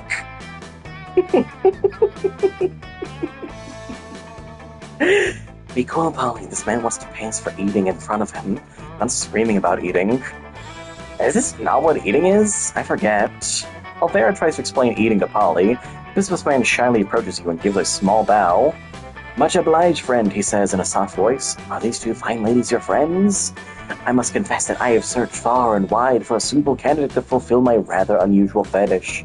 Paying a student at a high school for monsters to eat food while I watch politely from a distance. I find myself unable to choose which these two beauties to hire. The snake-headed one possesses a certain grace. Yeah, pay me, motherfucker. Pay me to do a thing I was going to do anyway. But the translucent one has such passion. I don't even want the money. This is just fucking weird and I love it. In your opinion, the businessman finishes. Which would be the wiser choice on my part? The Gorgon, obviously. Look how many mouths she's got in her head. The ghost, for sure. I've never seen someone eat so convincingly. Maybe you gotta go with Polly on this one. The businessman nods thoughtfully. You know, you're right. Never before have I believed so fully that someone was actually eating real food. Yep, that's me, eating real food with my real mouth and teeth. Kidding me? That's convincing to you? Food is falling right through her body onto the floor. Don't hate me just because I'm efficient at eating. Don't worry, I hate you for other, more private reasons. But, sorry, can't eat you. Too busy eating real food. You team with Polly to make her eating even more realistic. She passes her food through her body to you, and you eat it for her. It's pretty hot. Let's do this! Obviously, we're going to the cat.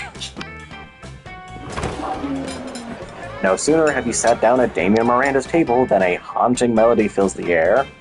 The melody of cold northern peaks of glowing sweetness of a supple bovine teat. The song of... It's the Ice Cream Wizard! The Ice Cream Wizard's better get the other one!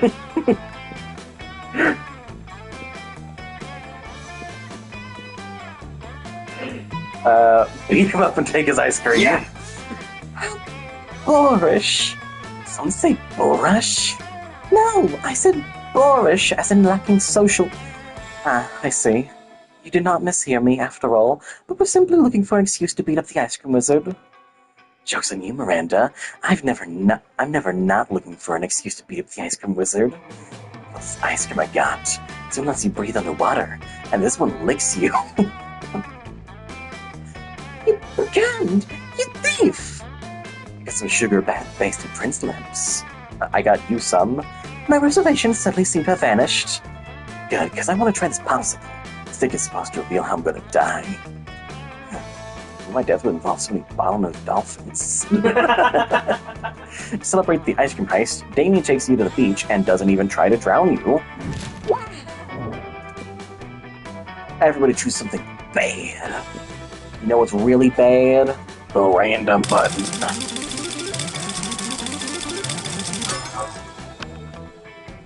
Oh, my faith, I'm Oz. Sure. Sure.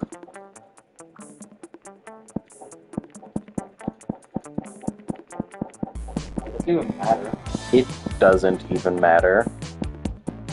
Should we... Should we send someone to the store? And if we are, then who? Oz. Wise.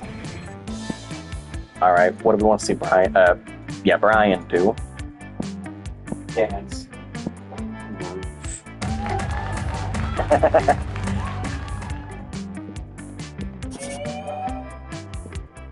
Later, you hear some discordant chants, so you get up to see what's happening.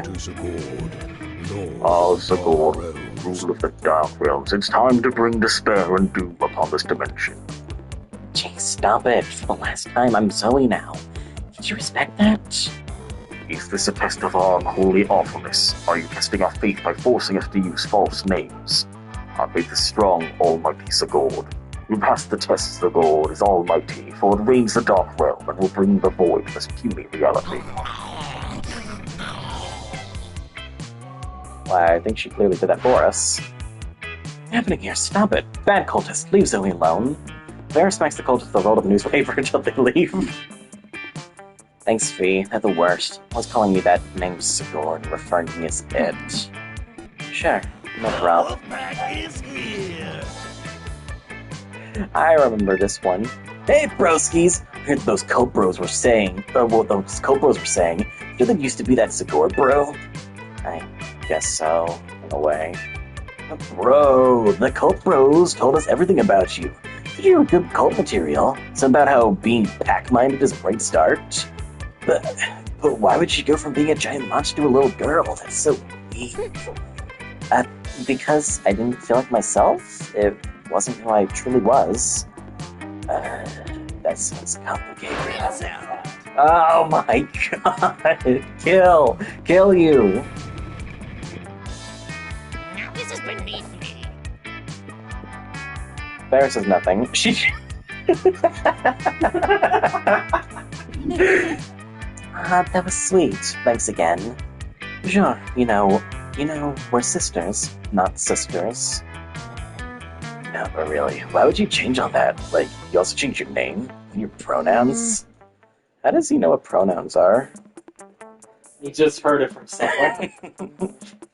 He watched Schoolhouse Rock. I don't even remember what the pronoun song was in Schoolhouse Rock.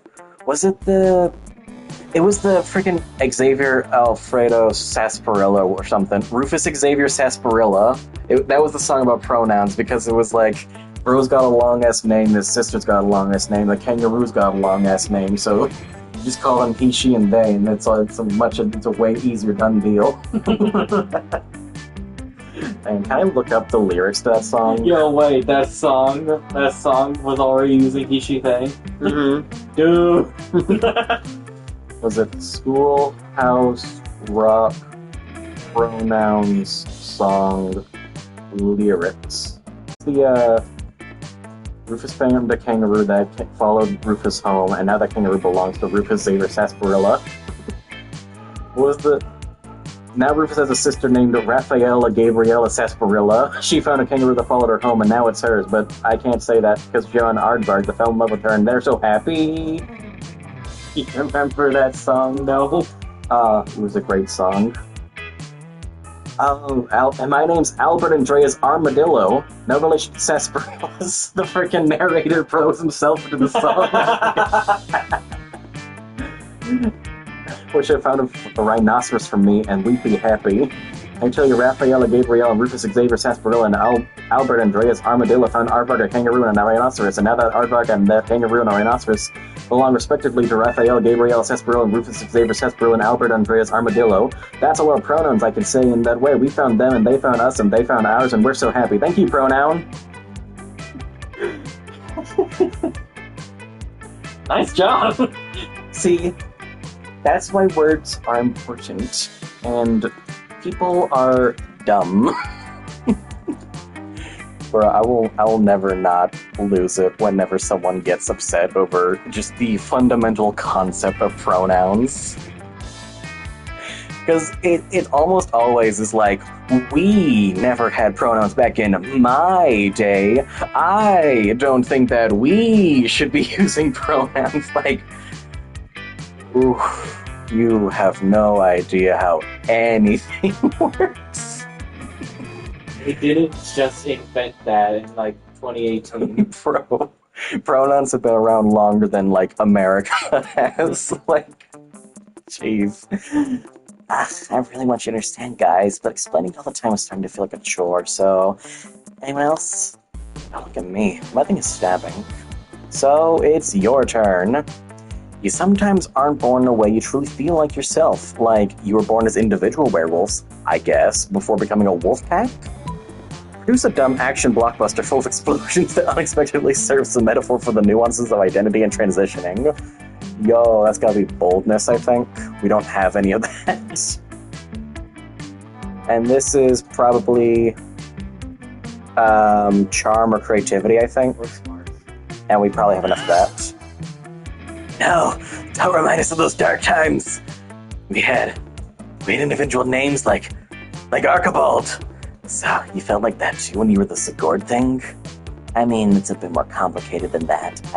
I changed my name to You said that Zoe's voice should be like Melina or Power. Shouldn't you be voicing Zoe, since you're I better at can't that do that impression? voice anymore. It died? I gotta find it again. No! It's not dead, it's just currently in a coma. Dang.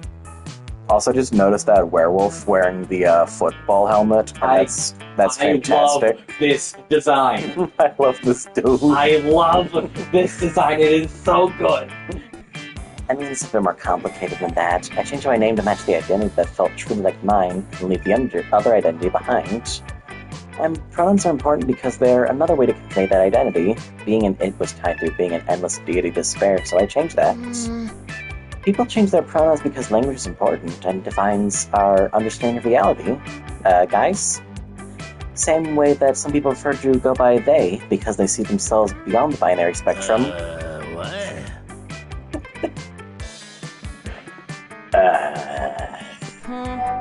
Yes, Sigurd was being like a lone wolf and Zoe's like being a wolf pack. Oh, we get it. Okay. We'll try to remember for next time. Thanks. I mean, your metaphor, but sure. If that helps get to them by a tiny bit more respectful, then I guess it's baby steps. Thanks you two for having my back. Sometimes it gets exhausting. Sure.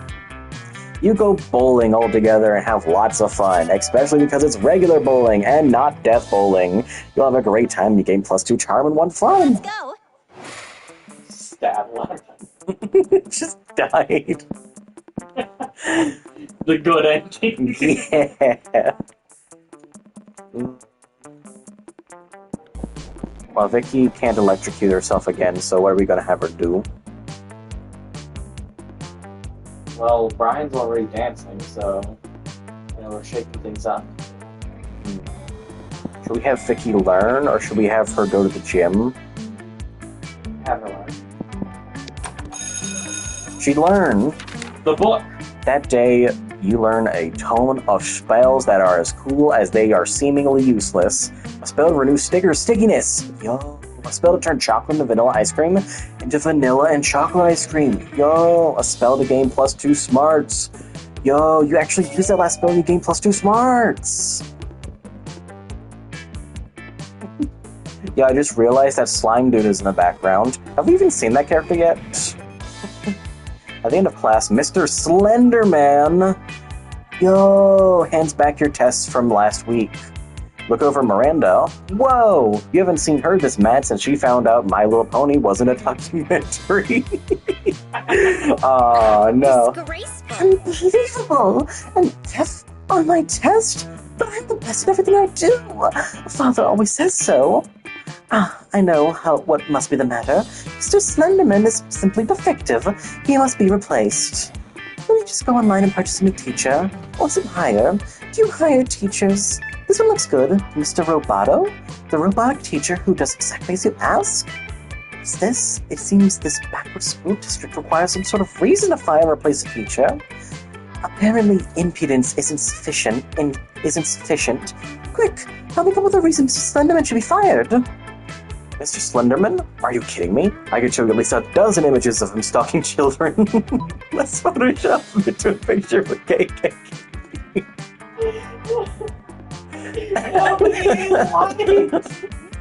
Oh. I feel like that's probably boldness. This one is probably smarts. I think this top one is probably smarts. I feel like we could do either. I think we can do either. It was creative. Yes, let's! You skillfully Photoshop Mr. Slenderman's non-face into a picture of a bunch of clan members. This turns out to be super easy because Mr. Slenderman is incredibly white. In a prepared statement following the release of the photograph, Principal Giant Spider says, while Spooky High School is willing to tolerate child murder, mad science, and cannibalism amongst its teachers, racism is a bridge too far. And also gave me an F on a test. Everyone ignores Miranda, but she doesn't care. She hires that robot teacher she wanted, and he gives everyone free ice cream and back rubs. You're Miranda's hero. You gain +2 fun and +1 creativity. Let's do this! Have we seen Amira's costume? Yo! The skull That's sick. He's sad, but he's... Oh no, that's crying. He's crying. Or it's crying. That's a genderless half of skull. I assume. I decided. That day we're rehearsing for the next play, you can't help... That's the problem with replaying this game over and over again. The basic lines start to overlap. Zoe is catching up on the latest development on Pirate, Amira and her spooky high seas fanfic, when suddenly a portal opens up. Yo, it's Metaton. Never fear, the interdimensional princess here. I have come to claim my bride, or husband, or non-binary life partner using the terminology of their choosing. The interdimensional prince? I love when he pops up. He has so much wacky drama. Wait a moment. Weren't you previously Eldritch Horror and subsequently trapped in the totem deity's gourd? Yes, that was me. You devoured my grandfather, molecule by molecule, turning every atom of his existence into a million scarab beetles for crushing them and snorting them powdered corpses. I'm so sorry, that's totally not me anymore. No, it was magnificent! And now you are in the body of a high school girl, but of legal age to consent, which is exactly my type. Come, my beautiful devourer of worlds, be my horrific bride. Oh no, Zoe is such a spooky high fan that she might actually agree to marry the prince, just for fanfic purposes. Better stop this right now. Be careful, Zoe's been married 17 times before and eaten every one of her spouse's minds. Why get married when you can bounce on this trampoline? That's almost definitely gotta be fun. This feels like creativity or charm, maybe? Maybe even smarts? The bottom one to work so I bad. know. I want it to work, but it's not going to. It was bold? You ate 17 spouses' minds. Well, yeah, but as I said, I was a really, really different monster then. Also, in my defense, they were all super, super, super, super delicious. 17 months, though. That just seems like a lot. I don't know, I mean, I like a girl who could eat, but eat that much?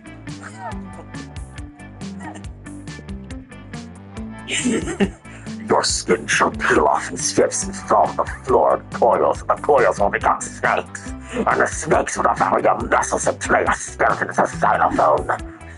I actually snacked a little bit of his mind just then. Way too salty, not marriage material after all.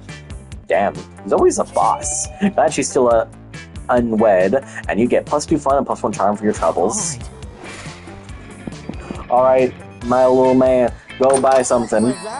Man in like a gender-neutral way, just so we're clear. Like dude, bro, dog. Exactly. Ah, you missed me and my shit, huh? Worry no more. All the shit can be yours if you have the money. Not me, though. Oh, what?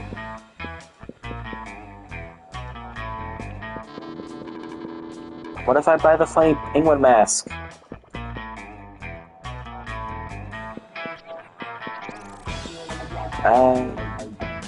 Should we get the present? Yeah. No refunds.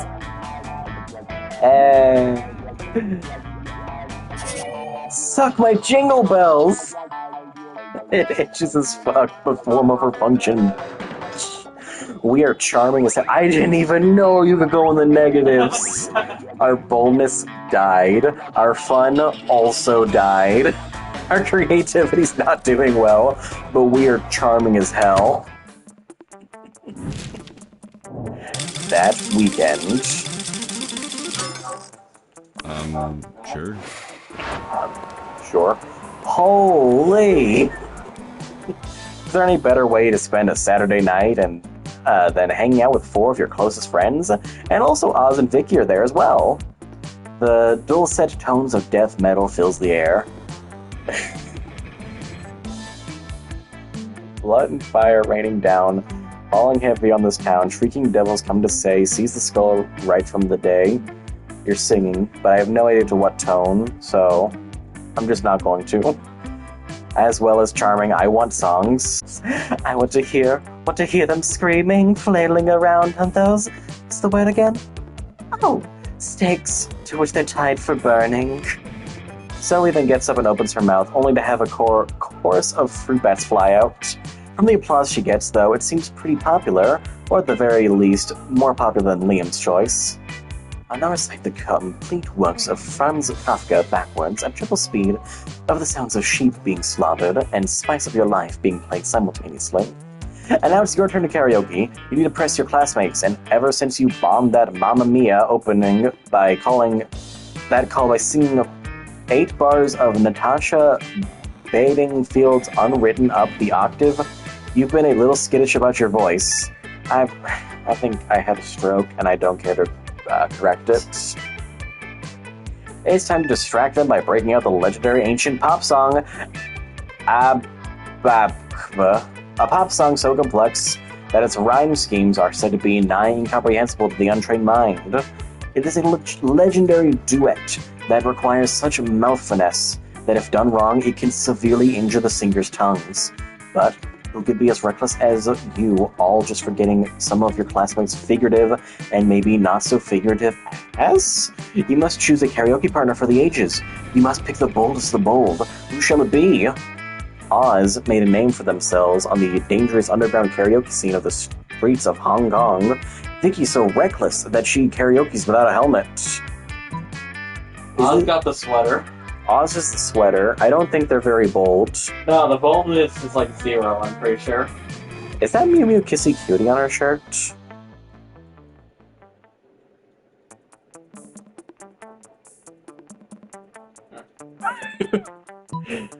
I don't know if this is plus points for them or if this is actually like plus points for you and you need the other person to help you. Either way, I'm going to go with Vicky. Okay, good. It was that. You and Vicky head to the bathroom for a quick warm-up, doing some drills and scales. Everyone in there hates you, but you both know the importance of vocal health. This is followed by some tongue twisters, in which you and Vicky grab each other's tongues and pull them out as far as your mouths, out of your mouths as you can, tying them in knots before then untangling them. Once you're sufficiently warmed up, you and Vicky ascend to the stage, take the mics, and begin your epic performance of Abukdapa. It's spectacularly beautiful, a song that melts everyone's hearts. Literally. Everybody's hearts melt and seep through their pores out of their skin and lay on the floor in a giant puddle. Luckily, that's during the second B section of the song, and part of the C bridge is ladling all the melting hearts into a bowl and feeding it back to the audience once more as soup. By the final B section, everyone's hearts have returned to their rightful place, now filled with love, admiration, and awe for Brian and Vicky, who gain +2 charm and 1 creativity. Huh. A TV show. Hey, what's scarier than a marathon? Poop marathon. Poop marathon. Hi, Tito. Or, I think your bio on Discord said you're going by Connie now. Do you want me to call you that? Either way. Just gonna press the random button, because it doesn't matter.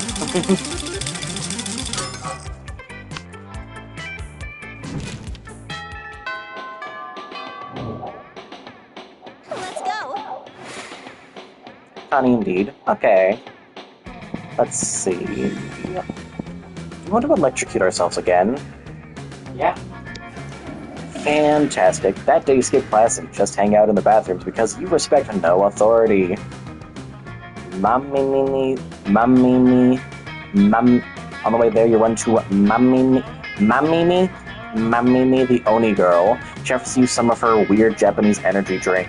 Fine, you take a sip. It tastes crazy as hell. You need to check the contents of this shit. Warana. I named myself after the Dandy's War character. I love her so much. She's my comfort character of all time. That's nice.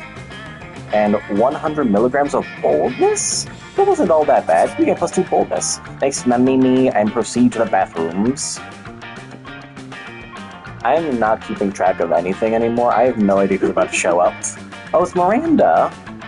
You hear to find Miranda staring at the walls and sighing audibly. She clearly has something on her mind. Disgusting!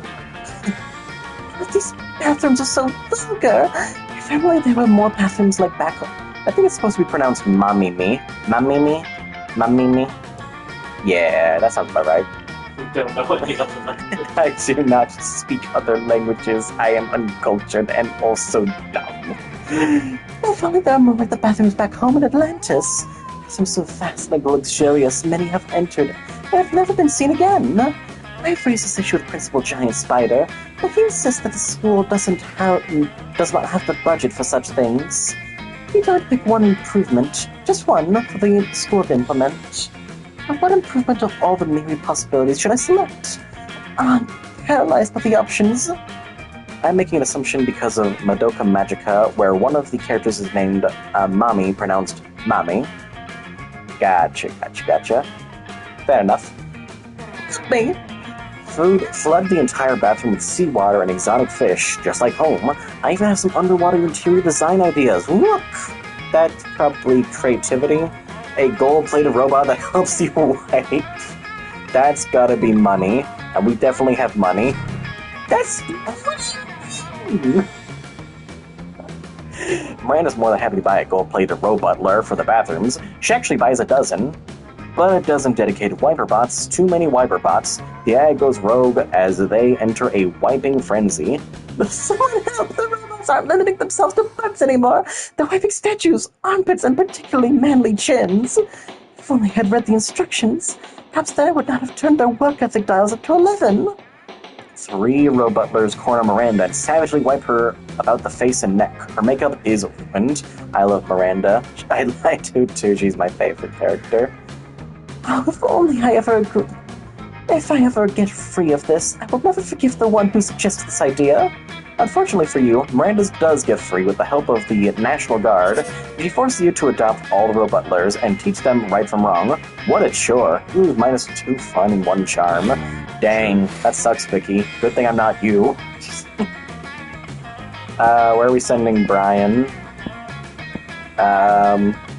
I want to see Brian's sprite for... Oh no, the cat's in there. I want to see Brian learning.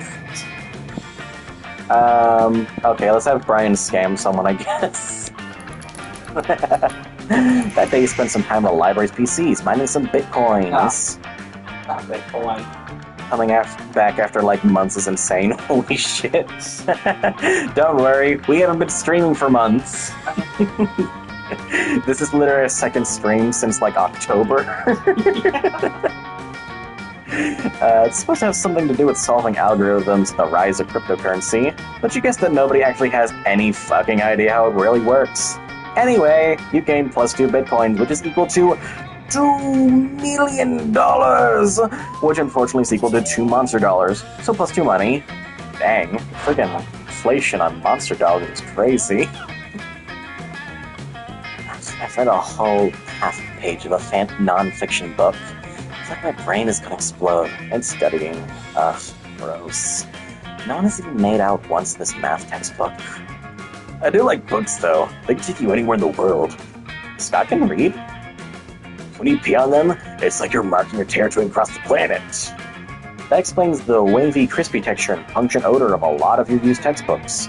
You wonder if it's worth trying to correct this error when...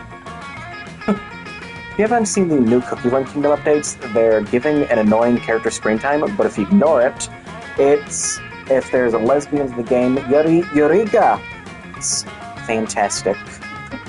The only characters I know of that are like that, I know that Orange and Lime are a thing. I like Orange and Lime. Dimitri? Which character is Dimitri? It is I, Dimitri. Ah. You just said that. And may I just add, your arms are looking especially lickable today. Weird. Come to the dark side. Endless deity of horror and chaos, deadly and charming beast person, do join me on the dark side. Counterpoint, do not do that. Dimitri, you made fatal error in this plan. You've approached your classmates in the middle of the library, where they're hard at work studying. They'll never listen to your pitch. Oh, yikes, we were getting super bored with studying. Eternal Sugar Cookies implied to be Yuri full with Hollyberry Cookie, and Moonlight Sea Fairy are extremely implied, even in Oven Break. Nice. So, Dimitri, go ahead and tell us your thing, I guess. Nope, if you let Dimitri woo them to the dark side, how will you woo them to prom? Also, blah, blah, blah, end of the world, the right thing, whatever. Sure, the dark side sounds cool, but the community is terrible. What's that, Smarts, probably? Why join the dark side when you could join the Mark side? Who the hell is Mark? Markiplier? Markiplier? That feels like creativity or fun, maybe? We don't have much fun on Brian.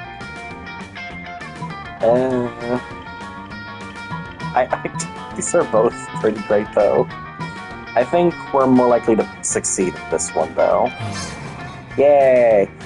Oh, come now, the commute is not so bad. It's just 2 buses, a train, a goose-drawn chariot, and then 2 more buses. Fun. How long does that take? 9 hours, but time flies when you spend the entire journey in unspeakable torment. Why is the torment unspeakable? Horrors beyond human comprehension. I don't get it. I love the face, it's so good. I think that might be the best sprite in this entire game. Maybe even just in general. Because everyone has ants in their mouths. It's all very sensible and environmentally friendly.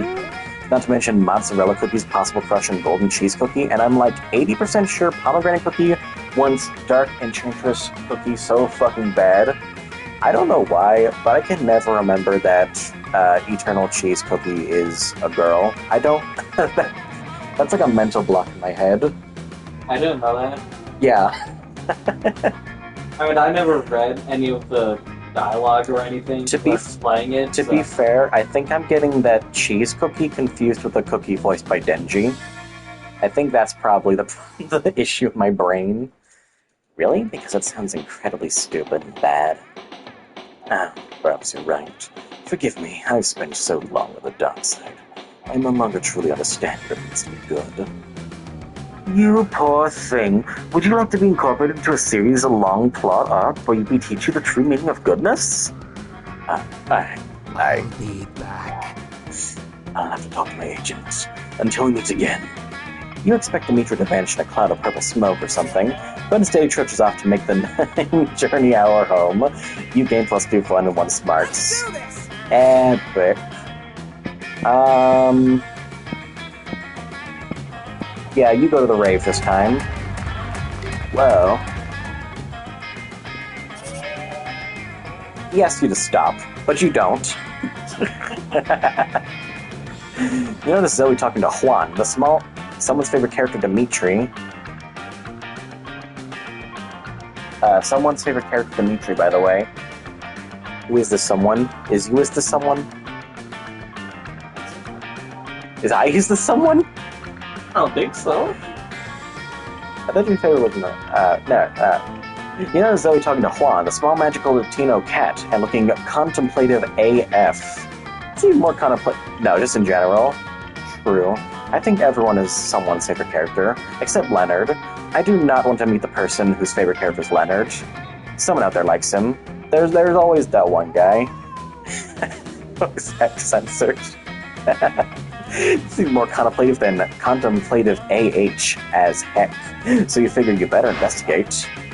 Oh, buddy, that sounds really difficult. Sorry you don't get to join the shenanigans the rest of us experience. Justice for Juan the Magical Latino Snail Cat. Actually, I know someone who likes bubble baths and fat nerds in media. I think she'd love Leonard. Christ.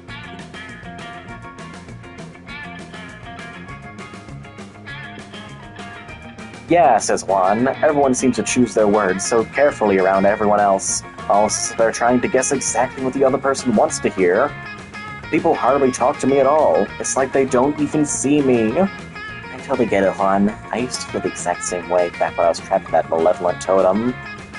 It wasn't until I became Zoe that I really felt like I was actually seen by people. Did you know I've never been asked out on a date? Or to any dance? I'll never get asked to prom. I want to go to prom with Juan. Juan, I'm sure there's some way to make you the main love interest. And by that I mean people are mainly interested in, to love, and take to prom. There totally is, and you know just the thing. Your mistreatment is outrageous, Juan. Let's band together with all the students who have been left out of prom shenanigans. This is probably boldness, I think. We might be bold enough for that. Ooh, what if we get strangers start drawing tons of pictures of you? Only the masses can push you into popularity. Quick, to the internet! Gotta be hundreds of pictures of this character. This is probably creativity, maybe, which is our worst stat. So let's go to the top one. Hey, spectacular idea. All kinds of students at this school are unfairly denied a chance at prom. Delighted by your suggestion, Juan puts out the call among your romantically disenfranchised classmates. Wow, she actually left class to come here. And of course there's Jeff the party dog. He's out here already. Ordinarily, says Juan, Jeff and I are natural enemies because of the whole cat dog thing. Jeff nods in agreement, but tenderly takes Juan's paw on his. But even natural enemies get lonely sometimes, he says. Should we invite Crazy Martin, the werebear janitor? Principal Giant Spider? Carlos, Melissa, Jeff, and Juan all stare incredulously at Zoe. Does Zoe know it's $5 donut? Does Zoe know it's $5 a donut nowadays, or is she stupid forever? What is this in reference to? Oh yeah, I knew as soon as I said it that it was a creepy and bad idea. Sorry everyone, carry on. The lag is immense, holy shit. Refresh the stream. We've got to do something, hisses Melissa. I'm tired of feeling like part of the scenery. We should play dodgeball, says Carlos. That'll teach him. Jeff sighs. For the last time, Carlos, dodgeball is not the solution to every problem. Guys, says Juan in his small, magical Latino voice, I didn't call you all here to fight with each other. I called you here so we could start our own prom with even better shenanigans. That's an incredible idea, barks Jeff, the party dog. I'll bring the booze. I'll bring the dodgeball, says Carlos. I'll devise an elaborate philosophical underpinning that imbues our prom foolery with emotional depth and purpose, says Melissa, the studious lizard person. Then it's settled, cries Juan. Step aside, Monster Prom. Here comes a creature fiesta. Is it weird that I'm feeling kind of jealous? Not at all. You're a little envious yourself. Creature Fiesta goes on to become an indie sensation in rural Hungary. And you gain +2 creativity and +1 fun for your role. To the internet! There's gotta be pictures of it, I'm sure of it. Oh no, your ugly sweater, I forgot you're dying. We can either boost your, what's that? Creativity or your boldness. Both of those are sucking. Or we could buy another item. Show me that money. Why would you study and prepare for your future when you can come here and buy some weird shit instead, am I right? How to sexy. A motivational poster. Russian novel. Some practical sunglasses. Is that a blood tampon? A tampon used by the former prom queen. Yes. A human being. Actually, look at the ears. I think that's an elf. Or vampires. Or it might be a vampire. a fake badass tattoo, a penguin mask. Just notice her expression changes for the pictures. She's like indifferent or amused, and then there's the penguin, and she's just.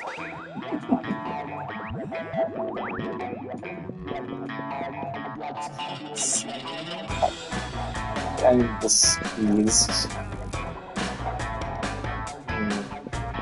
I kind of like How to Sexy. What do you think?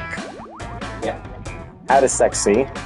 I'm gonna wait like 3 seconds just in case there's any immediate interjections. Okay, so there was not any immediate interjections. Later, Gator. Charm? What does... Wait. Oh, now we're just 25 on Charm. I think we're going to seduce this whole school. Yeah, we want to save money for their college funds when they get spent on weird stuff. That's most likely useless. But that's the spirit, champ. Everybody chooses a movie. I don't know, man. What's even what's in theaters right now? What is it, like the Mario Galaxy movie? Backrooms, I'm pretty sure. The Backrooms? Yeah, that just came out. Friggin', it was created by the old man who creates all movies. I wonder if it's the random button. What if there was an item that can max out one stat, and in return it reduces another to 0? You mean like the ugly sweater? It boosted our charm to 20, and it shot our boldness and, fun, down to 0 and -1. It was kinda awesome, but it was also terrifying. I still got this is a real run. Yeah, but what if it was Mawile from Pokemon? Now, see, the real thing is, what would Mawile do? I want to say... Well, I was going to say Mawile would probably increase boldness, because that Pokemon's kind of scary, but like in a fun way. funny because that's a Nintendo game. See, it costs you $60 to get Mawile, because Pokemon games are very expensive. No, it's 70 now. Oh, yeah, what's it, ZA is the new one? Or is it, what is it, Wind and Seas or something? I don't remember. It's technically a monster. It's based on yokai, which was a woman who had a hungry mouth on her back. Yeah, I knew that. Wait, so, are you just like, is this human trafficking? I see a robot fucker. You talking about Jacksepticeye? Kelku Lestor? Who should we send Oz to? What if we buy more stuff? What if we buy more stuff? Oz is kind of broke, though. Damn. We could buy something cheap. Yes. Hey, stranger. Go. So what's it gonna be today? A tattoo. That would help the glasses. boldness. You're right. There's flame with a skull and even a knife for this. You can put my hands together evilly. It takes out my I'll pull your wires shirt. You're one of those people who looks up freaking 10 wire play. I want to buy this tattoo. The first rule of the shop club: no refunds. Sure. Okay.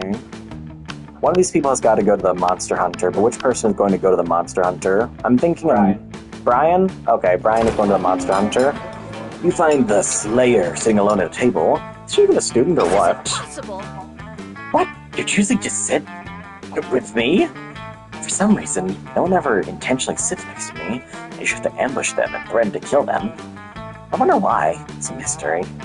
Anyway, I'm really happy I'm flattered that... actually... I wouldn't give a shit about you under normal circumstances, but today I'm on a quest. Yeah, that's right. I'm not emotionally vulnerable. I'm just on a quest to slay the werewolf of Wall Street, and I need a monster sidekick. You're going to help me, obviously. I just need to know what your class is. Are you a fighter, a mage, a cleric? Now with it! Oh, you're something much better. You're a party smith, gun haver! So, +4 in fun or +4 in boldness? Brian's kind of hurting on boldness, so... gun haver? Is that even a class? Practically everyone has guns. That would make you a modern archer? Maybe like a, like Luigi in the Mario plus Rabbids games? I think Brian is secretly Luigi. A ranger? Yeah, a ranger! You reveal just how many guns you actually have. Oh, we're Spawn! Gotcha! If you don't know what I'm talking about, look up Mortal Kombat 11 Spawn Fatal Blow and all will be revealed. Holy shit, how can you even carry that many guns? Why are you allowed to have them at school? You have your rad biceps to thank for the former. Can this little Red Riding Hood head-ass find that grandma already? Okay. And Monstropolis' strong Second Amendment protections for the latter. Okay, well, is silver bullets? Werewolves are only vulnerable to silver bullets. Man, there isn't a color of bullets that you don't have. Well, alright, let's go on an adventure then. You travel together to Wall Street, where you shoot the Wolf of Wall Street with your guns. Alright then, thank you. And I'm going to go ahead and run screaming away from you, if that's alright. It totally is. God bless Monstropolis. You gain +4 boldness. God bless Spamton. Vicky with LGB cause yo gun pink. Yeah. I think Vicky with either the Miranda Scott table or the Vera Calculester table. What are you thinking? Jack. Vera's spending her lunch period scheming, as usual. Calculus looks on in a mechanical approximation of dismay. Now if I can just get the poison with the next shipment of cafeteria food, the starving students will be forced to pay me inflated prices for my authentic food flakes. Is Vera romanceable? I forget. Yeah, Vera's one of the original Korea female romanceable characters. It's Vera, Miranda, and Polly, and then Damien, Scott, and Liam, and then Calculester and Zoe are the DLC characters. Vera, no! Do not do this! Why? You determined that it's unprofitable? No. Pathetic. Are you looking for a cut? Negative. Are you a Robocop? You have to tell me if you're a Robocop. I am not a law officer, but what you are planning to do is wrong. Agree to disagree. Error. Cannot comply with internally contradictory. Can I be in a polycule with these guys? There's an ending. I want both of them. There's an ending to get with all 6 characters in the base game. There might be an ending to get with all 8 characters at once, too. Error. Cannot comply with internally contradicting instructions. Meltdown imminent. Uh-oh, this could get ugly. You need to chill Calculus route, or convince Vera to change her ways. Don't worry, Cal. Vera's just being helpful. Sure, the poison may kill some people, but those who survive will be more resistant to poison in the future, or whatever. Calculester's right, Vera. I mean, did you even check to see if your poison is vegan-friendly? Nah, I like the top option. It appears I misunderstood your intentions, Vera. You are doing this for medical reasons. If I am, can I write off the poison as a tax deduction? According to taxfraudforcriminals.com, yes. Then yes. This changes everything. Congratulations on your ethical behavior. Yes, I'm the greatest.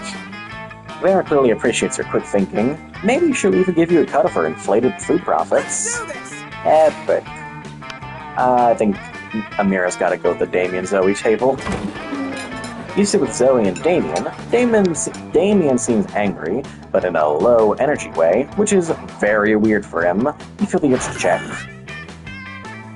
Bro is pulling the Sans fit out. Where did you get that from? Wait, he's dressed up as Sans.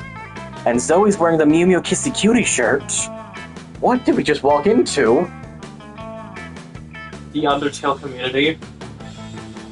Holy shit. Talk to me, fuck nice.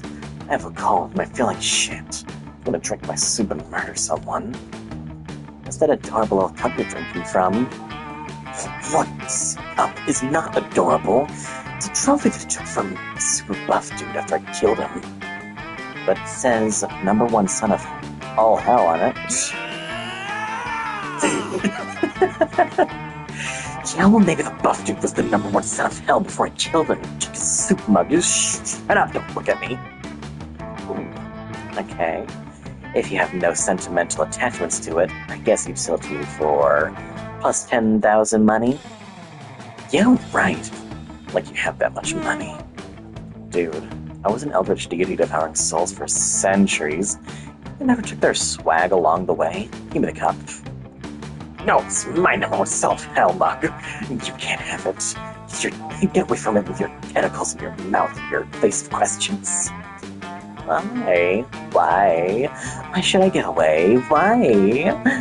They could go on like this for all lunch, but maybe if you jump in, you can curry favor with one of them. Leave Damien alone, Zoe.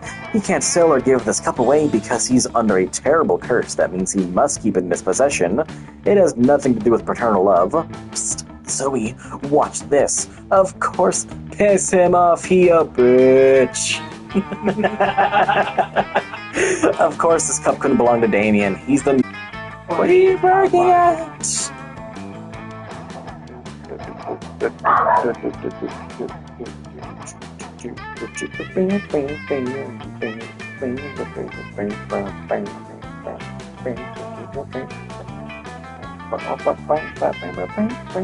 Should take this opportunity to drink because my throat is dry.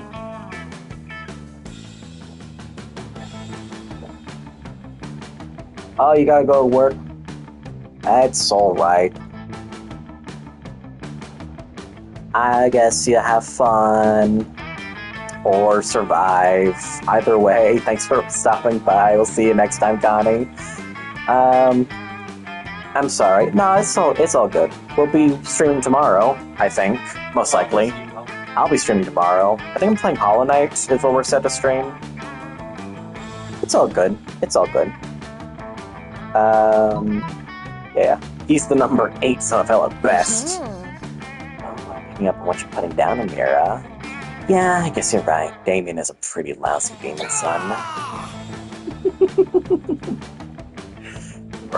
No, I'm not.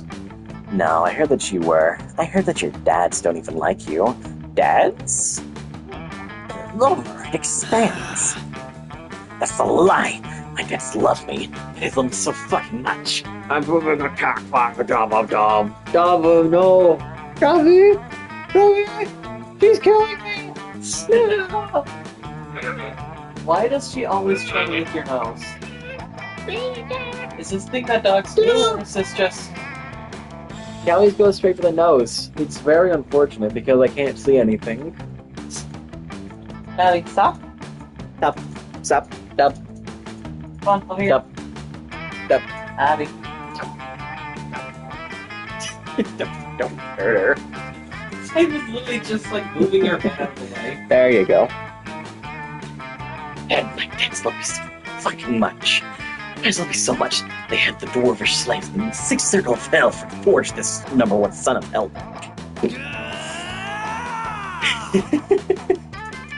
They gave it to me because they think I'm the #1 son of all hell, and I'll treasure it forever. Gah! Man, it was absolutely driven me insane not to know whether that was covering it. Well, I want to get a glimpse of into Damien's soft side. And hopefully we'll get a glimpse of Zoe's soft side on prom night. Ew, no, wait, that sounded so skeezy. I take it back. Pretend I said something nice about our favorite Eldritch cutie pie instead. Prom!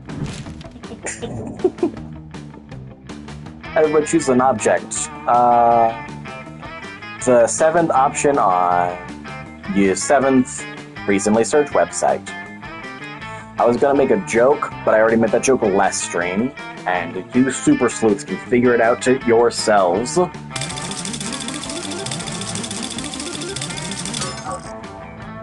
Epic. Stays listen. Let's go. My little shadow face is always dark. Okay. No, we already did that. already seen her in the knight's costume. Library doesn't count. We can electrocute ourselves again. We have, like, no charm right now. Should we go to the gym?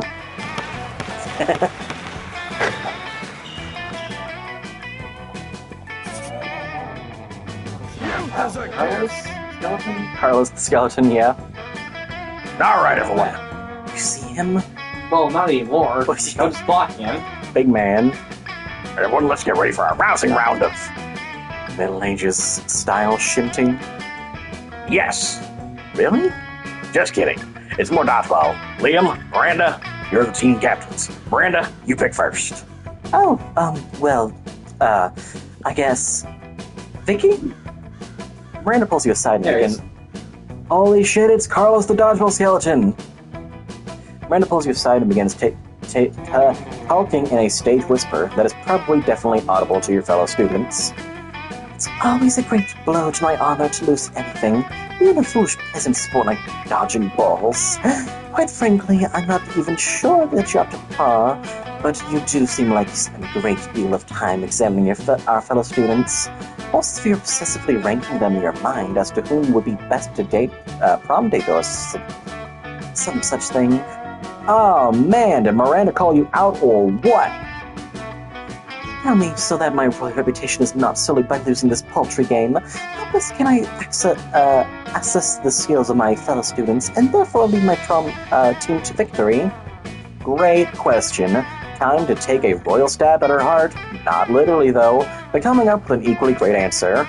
Loyalty is crucial. See who admires you most by having your classmates compose ballads about you. So, probably either charm or creativity. It's not about the students as individuals, think about how they fit together. It's like an elegant set of silverware.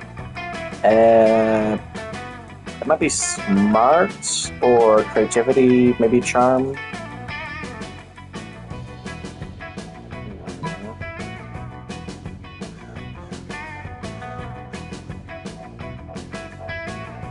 That's... She doesn't have a nose. Whoa. This one? Dang it. Wait, it was creative, but we didn't have enough creativity. Damn. Dang. Oh yes, of course! Loyalty is the most important quality if I'm to lead my fellows blindly to battle. Fake battle. Alright, fellow students and general inferiors, if you wish to join me on my surely winning dodgeball team, you must serenade me on my favorite topic, me. Acceptable, these include my beauty, my intelligence, my talent, my ruthlessness, or my humility. Begin. Miranda, you human fish, you're such a whiny, stuck-up bitch. All you think of is yourself. All you do is whine, pout. The only thing you care about. Dare you speak of me such a tone of song, you insubordinate demon? First of all, fish, bitch don't even rhyme. In my kingdom, use of false rhymes is punished by beheading. And you, Vicky, it's all your fault. Why would you ever open me up to such a vulnerable target for false accusations and false rhymes? Miranda storms off near tears. Damien shrugs. I don't know what her problem is. That is a compliment. Egocentricity and selfishness are two of my favorite qualities in a person. Irrelevant. Damien may have been well-intentioned, but your intentions toward Miranda have been obscured by shoddy lyricism. You lose -2 charm and -1 in smarts. Damn. Meters, though. It doesn't matter. Go to the bathroom. She's smoking. Haha. That day you skipped. Yeah. You encountered 3 wild hyenas on the way there. Who the fuck runs security here? Anyway, you subdued them with the help of a hair comb. God bless the Monster Scouts and all the idiotic scenarios they prepared you for. By the time you get to the bathrooms, you've totally gained +2 boldness. It seems like Zoe is practically blushing magenta as she sidles up to you. So, listen, Namira.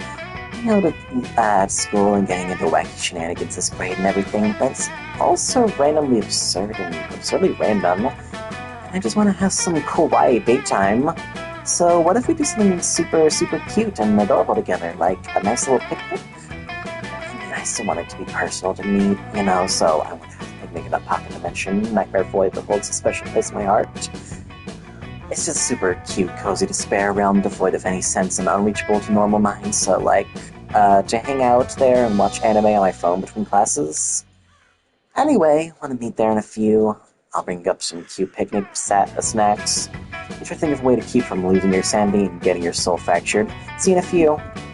Aw, shit, that sounds super adorable.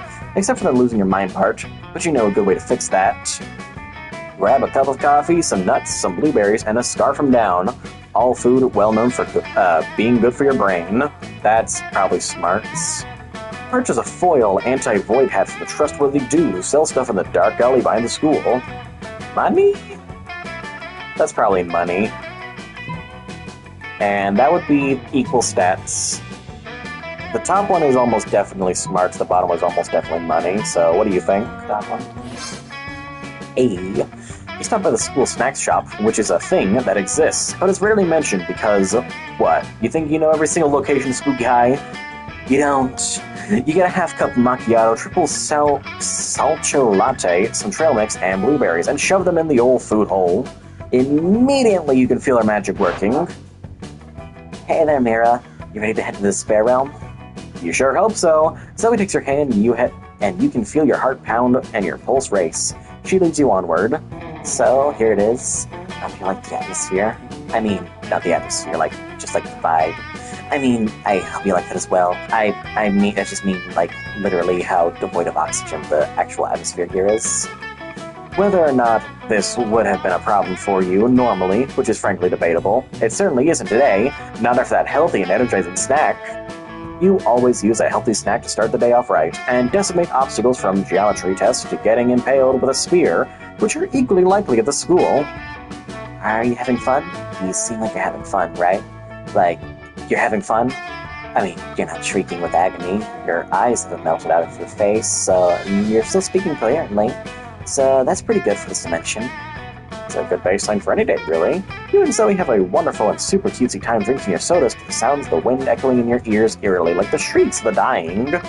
It seems like your healthy snack wasn't quite healthy enough to keep your brain from any change whatsoever, because you're now inexplicably highly empathetic to the feelings of raccoons. I think I already had that. Wasn't there one time when we were, like, getting into our house back when we lived in Florida, and there was, like, an actual raccoon in front of our door? That was so cool. I wish that was a more common occurrence. It really shouldn't be, though. Why? Because raccoons bite. But they're so baby. They eat trash. But they're baby. And they bite. They're baby. We aren't there yet. I mean, it's not that I want them guarding the door, I just want them in the general vicinity of it. We aren't there yet for raccoons to be... I forgot the word. Domesticated? Yeah. Don't people have raccoons as pets, though? Yeah, but, like... You know, they probably shouldn't. What if we got a tanuki as a pet? Yeah. But it was still everything Zoe dreamt of, specifically that you survived it, and you gain +2 charm with raccoons, which bleeds into your regular monster life too, along with +1 fun. Sure. Sure.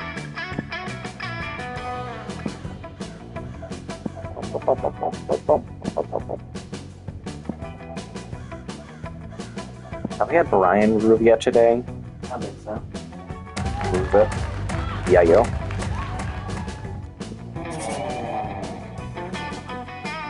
Bro, Brian is stacked right now. Just needs creativity and he's set. As Zoe approaches you looking full of joy and excitement. Brian, MonsterCon is so close that I've started looking at dresses. Look at this one. Don't you think it will totally highlight the sliminess of my tentacles? I think that's a hoodie, actually. Motherfuck you. Didn't you die? I thought you were dead. Oh, hi, Leonard. Dude, my identity has nothing to do with convincing anyone. I want to wear a dress because I fucking want to. It's about me, not about you. Blah! Just... wow. Oh my. That may be me and it's insulting me all in one word. But an imaginary real gamer girl sure is lucky. I really try not to let you jerks like you get to me. But sometimes I wonder if I should just turn your kitties into rabid raccoons.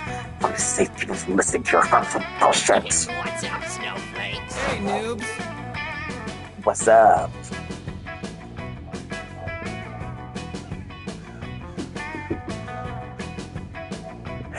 Damien carefully lights the lantern on fire. Yeah! Social justice warriors win again. Damien, thanks. I thought for a moment you were joining him. No, fuck. Might be an asshole, but I'm not a bigot. Struggling with defining yourself? That's harsh. Damn, like, who should I be? Violent Hell Commander? Talented hairdresser? Sometimes I feel like the Sometimes I feel like the reason I'm so angry half the time because everyone is expecting me to be this or that. For myself. It's like, I don't know. I'm not good with words, and I know your thing is different, but it's like Owen's despair deity is just very metal, sure, but it's really about truth and fighting to define yourself in your own terms.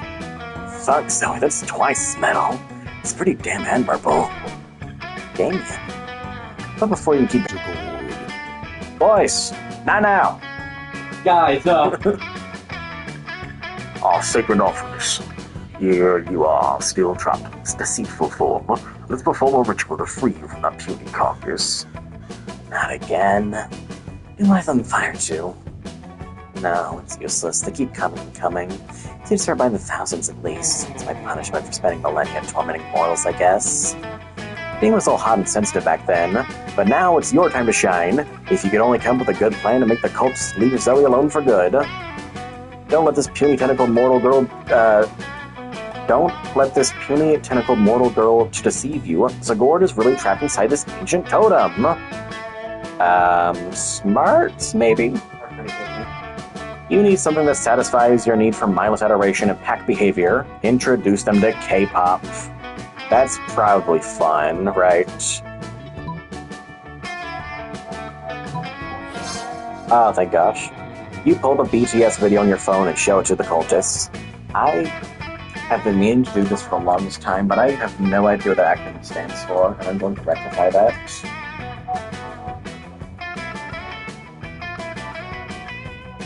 Valentine Soyeondan, Korean Bulletproof Boy Scouts, or Bangtan Boys. I don't think I'm gonna remember that. Put a BTS video on your phone and show it to the cultists. What's this puny mortal? Blood, sweat, and tears. Those are indeed three things in love. They silently watch the video clip. When it ends, they play it again. And again. Who are these little creatures? They're so small, yet they are kind of majestic. They are, aren't they? And look, there are more videos. Ooh.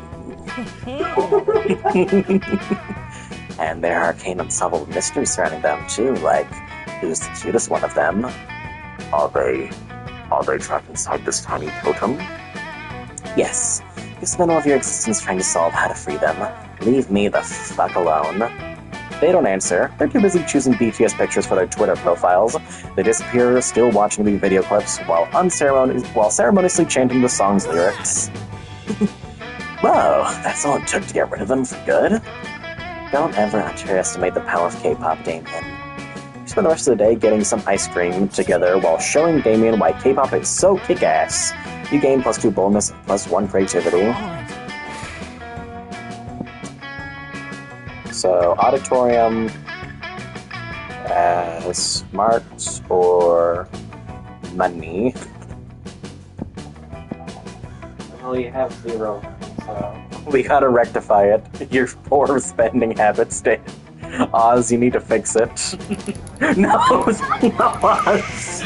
What are you gambling? What are you gambling? You don't have any money. black gold. Then they spent some time at the library's PC.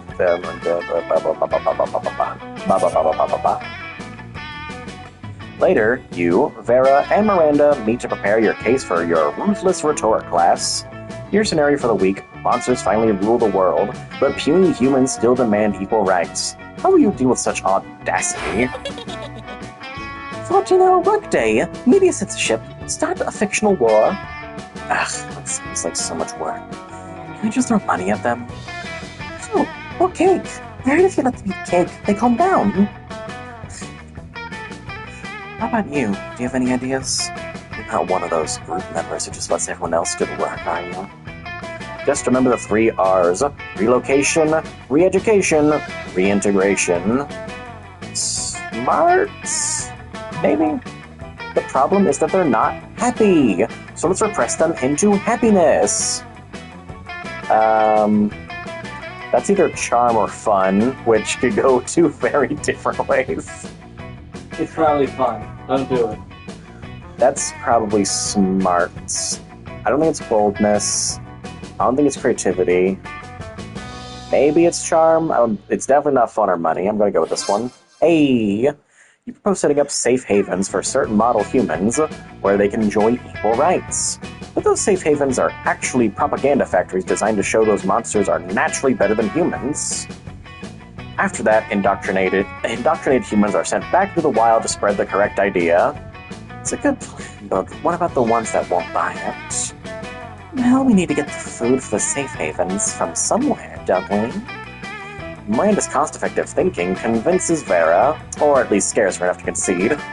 You gain +2 creativity and +1 smarts. You are so smart and strong, much better than those puny humans, right? Yeah, fuck them humans. Alright. None of them. Sweet. Yes.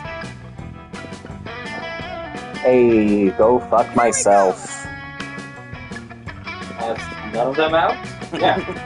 Yeah. Sure thing.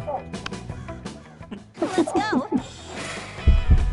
You ask no one to prom because you don't need anyone else to make the most out of the night. Sometimes you feel like you have to get a date to be anyone in this wicked world. But that's not true. You're your own person, and that's the most important thing. Love is wonderful, sure, but you have no hurry in finding it. Prom shouldn't be a deadline, but a night to remember. Good on my own. And you do so. You have a wonderful night. Going alone to prom doesn't mean being lonely. You have tons of fun with your classmates. You rock. Nothing is as sexy as being independent and strong on your own. And people notice. So who knows? Maybe eventually you might date one, or some of them. But today you marry the night. Do this.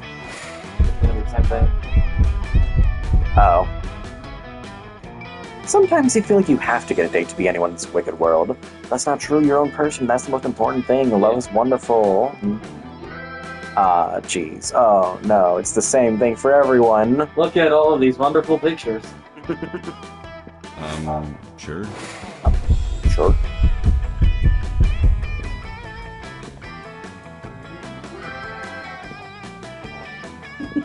Alright. Oz going to prom with their 3 funny items. Oz is on a date with Mini Oz and Mini Leg Oz. I love them so much. Such a delightful creature. Most likely to start a cult. Damn it, Oz!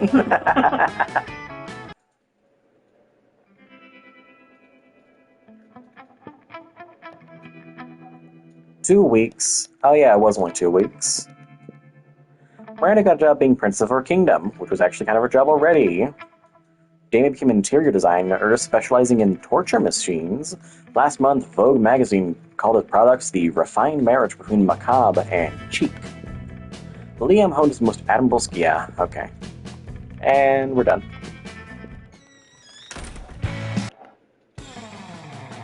Five new images. Are there, no, Polaroids of them just standing there by themselves?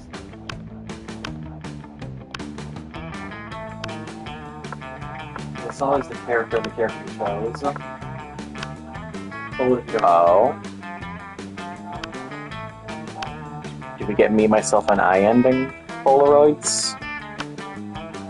Oh, that was Calculester and pause. Oh, you dumb idiot, why would you think that? Wait, go back. No, go back. No, go back. Gosh. I think we got that yesterday. No. No? Oh, we got this one yesterday. That's so cute. So it must be in this one? Or is it fan art? Do we get more fan art? I think we got more fan art. What's this? Early concept for Damien? More for Damien. Vera early concept. She was actually going to be a snake. Wait. No, okay, she does have legs. I was going to say, wait, is she? Does she?